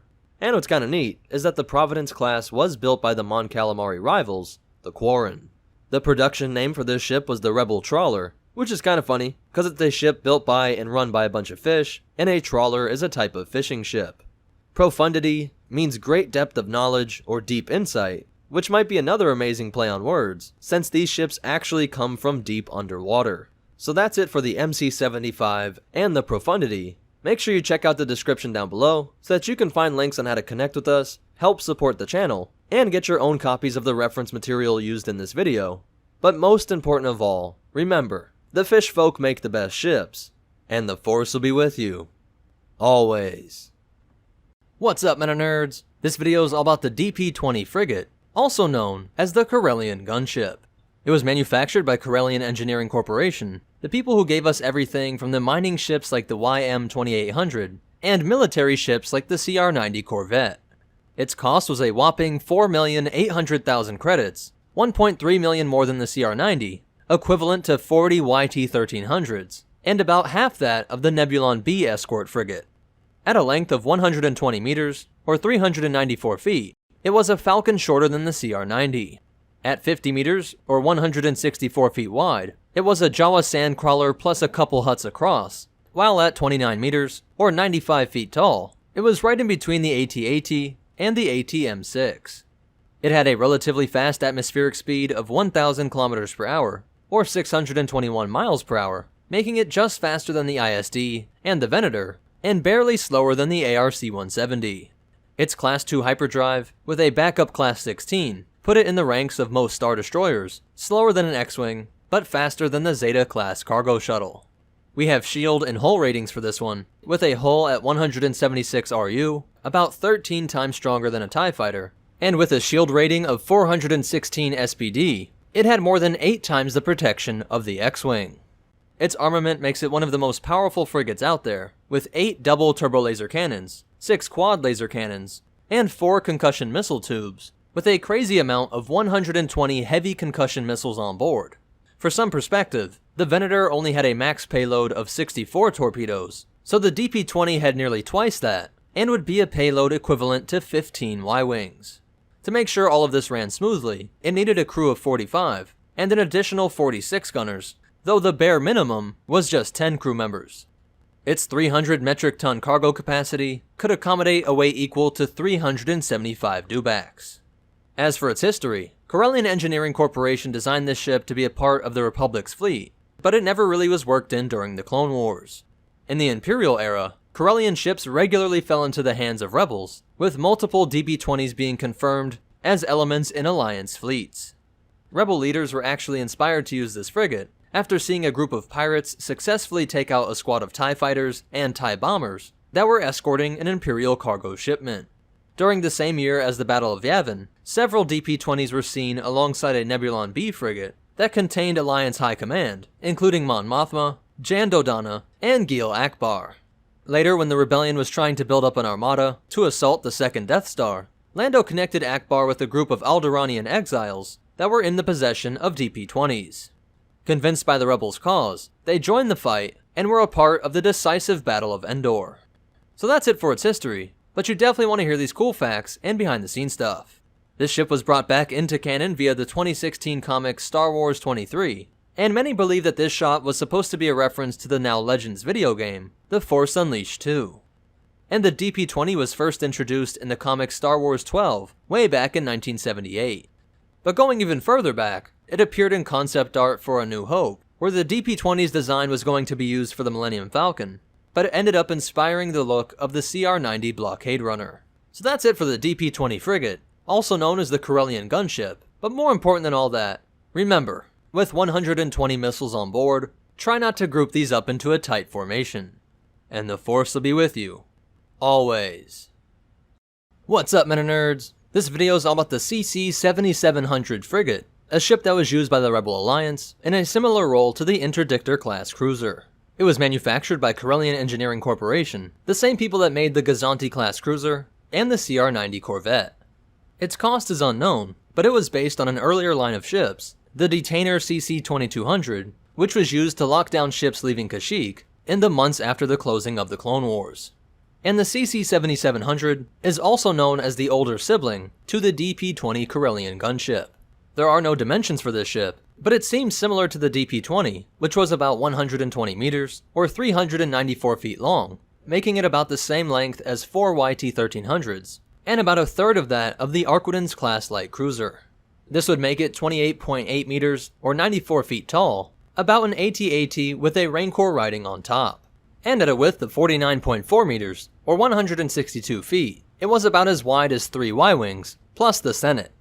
The CC-7700 came equipped with shielding, and a hyperdrive, which was most likely a Class 2, just like the DP-20, ISD, and most Imperial ships.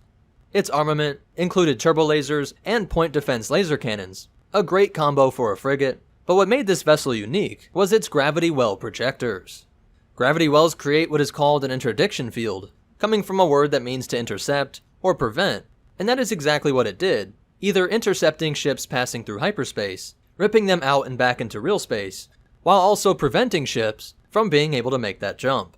This technology dates all the way back to the Old Republic, and didn't really make a big comeback until Palpatine's Imperial era, but interestingly, it was also developed independently by the isolated people of the Hapes cluster and the Yuuzhan Vong.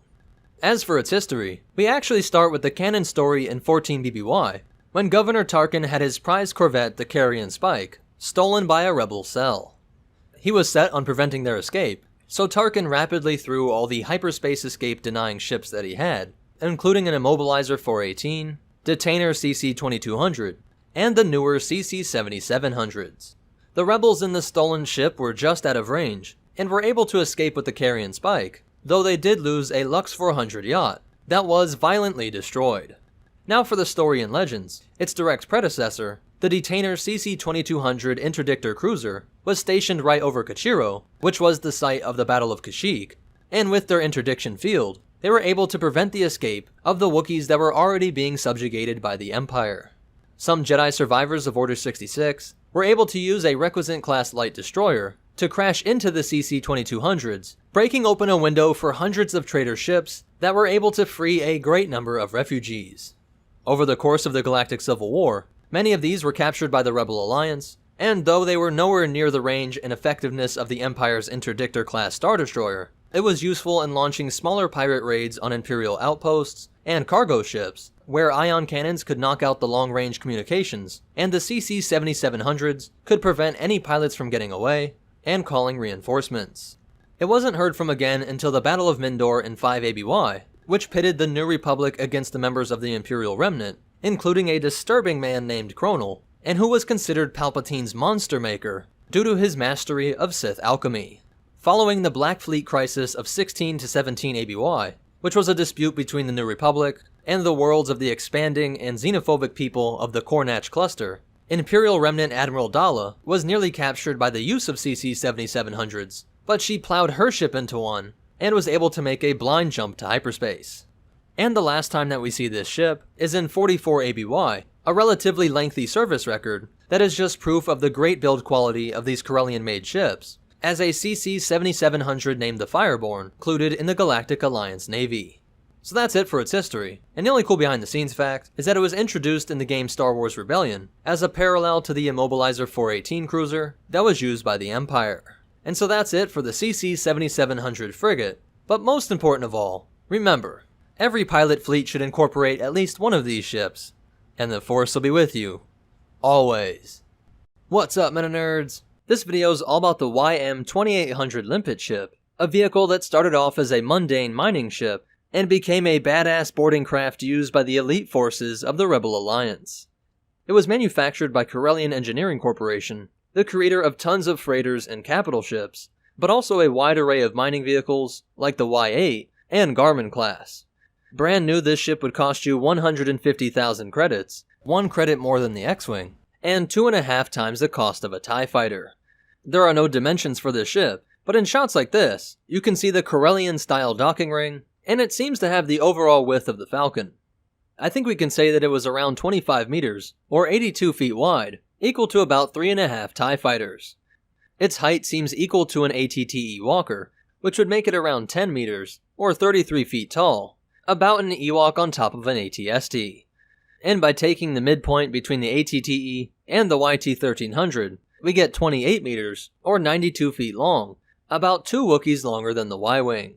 With a top atmospheric speed of 800 kilometers per hour, or 497 miles per hour, was slower than the TIE bomber, but faster than the HMP droid gunship. Speaking of which, this cockpit bears a striking resemblance to the droid gunship, but it could articulate, tucking in during space travel, and extending during mining operations, or when raiding Imperials.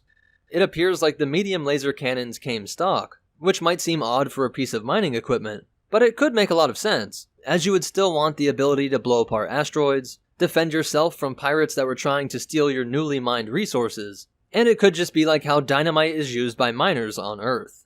For the same purpose, it had a plasma beam cutter, and for protection from the debris that this generated, as well as from all the other flying space debris, it had a relatively powerful heavy particle shield. It could transport 6 miners, while needing a 6-man crew to run optimally, and could carry 125 tons of cargo, a weight equal to 31 banthas. You can see that its engine assembly was similar to the blue glowing line of ions seen in the Falcon, with the addition of this central thruster, and when it lands, it appears to take a couple steps, just like how the AT-TE would when dropped off by the LAATC. We can see how there were 2 large thrusters on the ventral side as well, in order to get it and all that cargo off the ground, a job that was usually accomplished through repulsor lifts. And we can see in this image that when docked, the cockpit was tucked upright, just like when it was in flight. As for its history, it was used frequently by the Rebel Alliance, specifically the Alliance Special Forces, during critical space ops. Ex-clone trooper Abel led a strike team that utilized the laser cutter to insert themselves right into the bridge of an Imperial cargo ship, gaining crucial assets that were needed for the survival of the rebellion. This same tactic was used to gain resources from Imperial storehouses and many lightly escorted freighters, but it was even used during another daring assault on an Imperial II class frigate. In all, its only real flaws is that it didn't have your normal type of ray shielding, with that particle shield being necessary for blocking physical objects, meaning it didn't have to worry about space debris in battles, and was impenetrable from proton torpedoes or any sort of missiles, but it could not block the common laser cannon, point defense cannons, or turbo laser cannons that would make up the vast majority of incoming fire. But again, considering the role in which it was used, the heavy particle shield was amazing for covert ops units, as they weren't supposed to be getting into dogfights with other starfighters, and this shield allowed it to conceal itself in space trash, asteroid belts, or clusters of comets, places way too dangerous for your average starfighter. So that's it for its history, and the only cool behind the scenes facts are that limpet means to attach, and is a type of mollusk, which is why explosives that magnetically attach themselves to ships are called limpet mines. And this ship follows the Corellian naming convention, starting with the letter Y, with the YT, YV, YZ, and now YM series ships. And the YM appears in the Star Wars Rebellion comics, numbers 2, 3, 4, 5, and 11. So that's it for the YM 2800 limpet ship. But most important of all, remember, one man's trash is another man's perfect hiding spot from which to launch a raid on Imperial ships. And the Force will be with you. Always. What's up, MetaNerdz? This video is all about the CR-90 Corvette, also known as the Corellian Corvette, Rebel Blockade Runner, and the Alderaan Cruiser.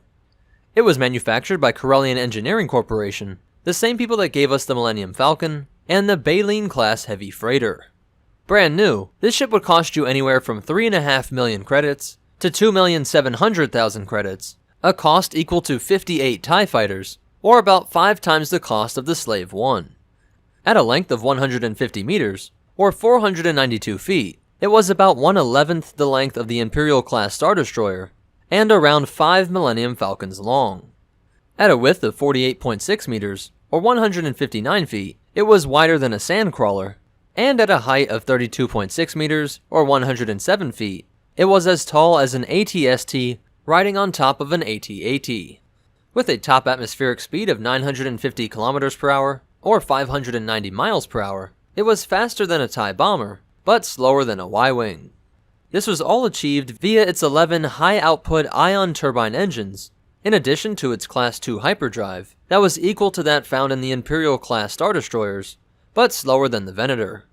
It came equipped with shielding that was 8 times as powerful as that found in the X-Wing, and while most ship hulls were made of durasteel or titanium, the CR-90 was made of ferromagnesium ceramic, which made it about 16 times stronger than the TIE Fighter. As for its armament, this ship had 2 dual turbolaser turrets, one on the ventral and dorsal sides, with a pair of single turbolasers on the starboard and port side of this ship. The CR-90 also contained 8 standard escape pods, along with 4 armed max-capacity escape craft, while having customizable options to allow for the docking of a single starfighter, or 3,000 tons of cargo, a weight equal to 750 banthas, while also externally docking 3 A-Wings. Other variants allowed for this transport to carry up to 600 passengers, while normally requiring a crew counting anywhere from 30 to 165 people. But a very helpful design feature is that it could be piloted for some time by a single person, something demonstrated by Han Solo and Wedge Antilles. But let's take a look inside of this ship to see where everything was and how it all worked.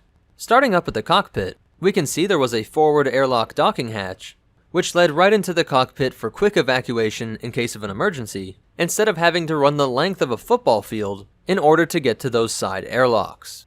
The officer's briefing room was located here, followed by the captain's quarters and main computer room. This hallway would take you past the computer power substation, leading you into the officer's quarters. If we head down this main hallway, we pass by the access ladders to the turbolaser turrets, and we see that each of these guns is manned by 2 gunners. These hallways circled the tech stations and conference chamber, while being lined on each side with escape pods. We then arrive at the elevator, which brings us up to the dignitary suite, where Princess Leia was residing on the Tantive 4 during its fateful trip. This stateroom had a private chamber, along with a sitting room to talk with guests, in addition to what appear to be data screens and HoloNet terminals. While putting your dignitary at the top of the ship might seem like a bad idea, this was the most heavily defended part of the CR-90, with extra plate armor, and these 4 single turbolaser turrets. Even better, these turrets doubled as those 4 armed escape pods I mentioned earlier, and although it isn't stated here, there are some escape pods that have hyperdrive capabilities, so I could see a plan where dignitaries and their guards would pack into these, fend off attackers until they jump through hyperspace, and then form up into a deadly little group of escape pods. After the elevator, we find the formal dining room, below what appears to be some sleeping quarters. This next corridor is where Leia gave the Death Star plans to R2-D2, and then we can find the portside airlock that was breached by the TIE boarding craft. Each airlock had magnetic safety shield generators to contain atmosphere in the event of a breach, and then if we look above this section, we can see the air tanks. This area was beneath the primary sensor array, and was followed by the main reactor.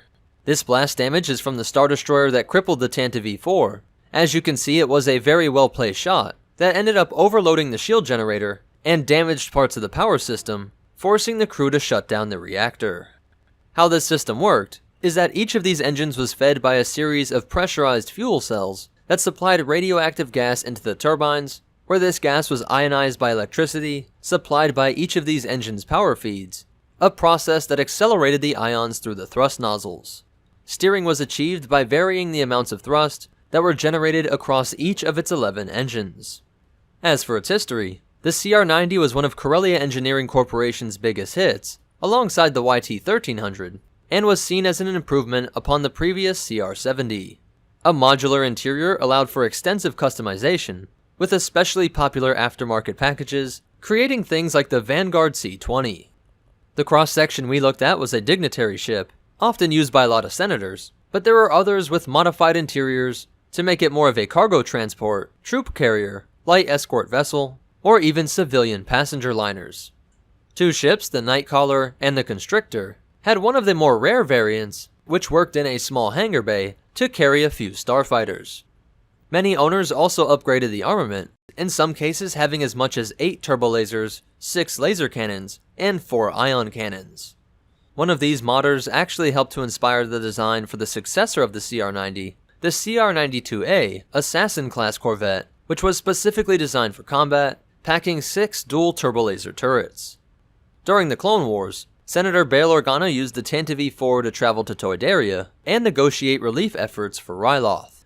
Some CR-90s were stationed on Belderone, and at least 2 were in the Bota Jeff Defense Forces that were crushed by then Commodore Thrawn when Buttigieg tried to secede from the Empire. Leia would travel to Lothal on the Tantive V4, and several CR-90s made up parts of the Rebel forces, including one used by Ahsoka, 3 that were used to rescue Kanan Jarrus, and the 5 that were under the command of Jun Sato. When the Pelta-class frigate that operated as the flagship Phoenix 1 was destroyed, the CR-90 The Liberator became Santo's new flagship. The Tantive V4 was docked in the Profundity during the Battle of Scarif, being able to escape in time to jump to the Tatooine system. Once Vader and the Star Destroyer the Devastator caught up to her, this ship was tractor-beamed into the Imperial-class's hangar bay. The Imperials would disassemble and destroy the CR-90, with Imperial-controlled media reporting that this ship had been ripped apart by an asteroid storm. Later, there would be CR-90s present during the Battle of Endor and the Battle of Jakku. Legends history is similar, but has this ship being used by the Imperial Navy as well as the Rebels, and the crime lord Tiber Zan also used many CR-90s, which made it so the Empire tended to stop these vehicles frequently, but like the YT-1300, their ubiquity made it very difficult to isolate the rebels, smugglers, and pirates from the civilian or company-owned ships. After the Empire fell, the New Republic continued to use these ships until they were finally phased out, with the last time we seeing one being used in the year 137 ABY during the evacuation of Dak, and then in the building of the Secret Retreat. So that's it for its history, but you definitely want to hear these cool facts and behind-the-scenes stuff. The ceramic plate armor of the CR-90 seems to be inspired by ceramic composite armor used on many modern tanks here on Earth, including the M1 Abrams. This ship was originally intended to be the Millennium Falcon, but the art team decided that it was too similar to Space 1999's Eagle transport.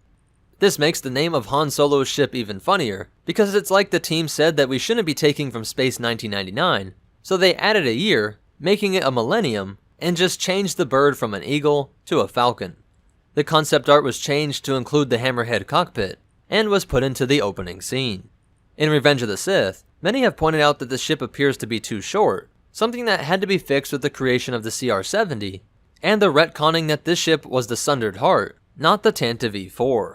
And in order to create the sounds for this ship, they combined the World War II AT-6 propeller-driven racing airplane with the sounds created by a Boeing 747 jet plane.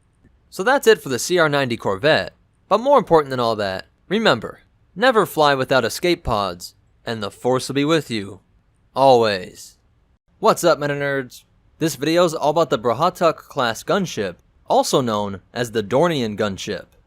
It was manufactured by the obscure company Dornian Brahakit Fleet Works Conglomerate for use in their independent planetary defense navy of Doran, a planet which resisted inclusion in the Empire, but weren't a part of the galaxy that was too remote for Palpatine to really care about.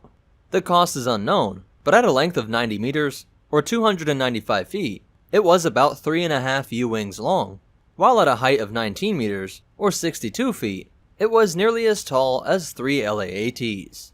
And at a width of 37 meters, or 121 feet, it was nearly a sandcrawler across.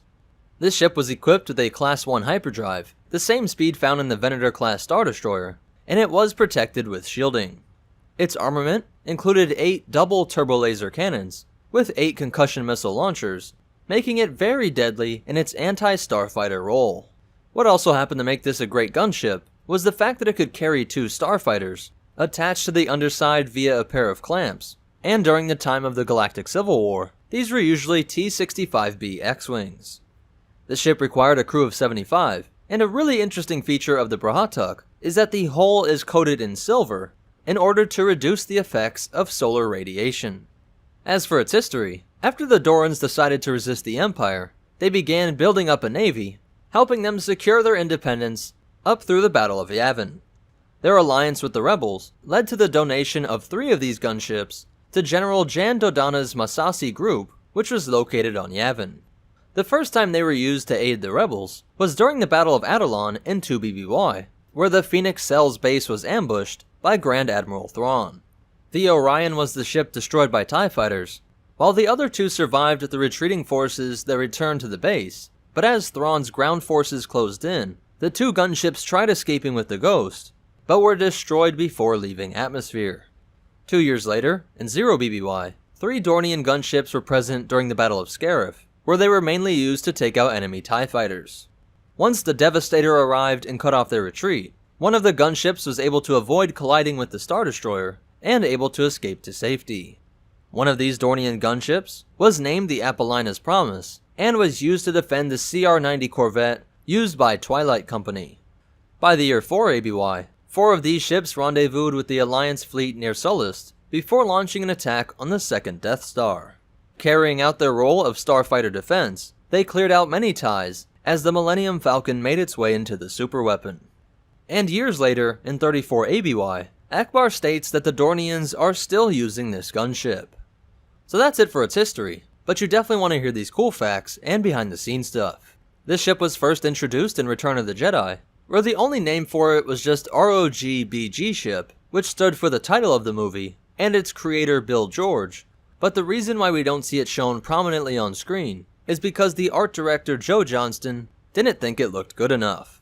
It didn't get its name Dornian until a member of StarWars.com named Elo137 entered into a lore-making competition where you had to link background objects in the movies to obscure references in the EU. Being accepted, this name was first introduced in the canon with the Lost Stars book in 2015, and then in 2017, it got the designation Brahatuk-class gunship via the book Star Wars Rebel Files. So that's it for the Dornian gunship, but most important of all, remember, there's always a chance that you can name something in the Star Wars universe, and the Force will be with you. Always.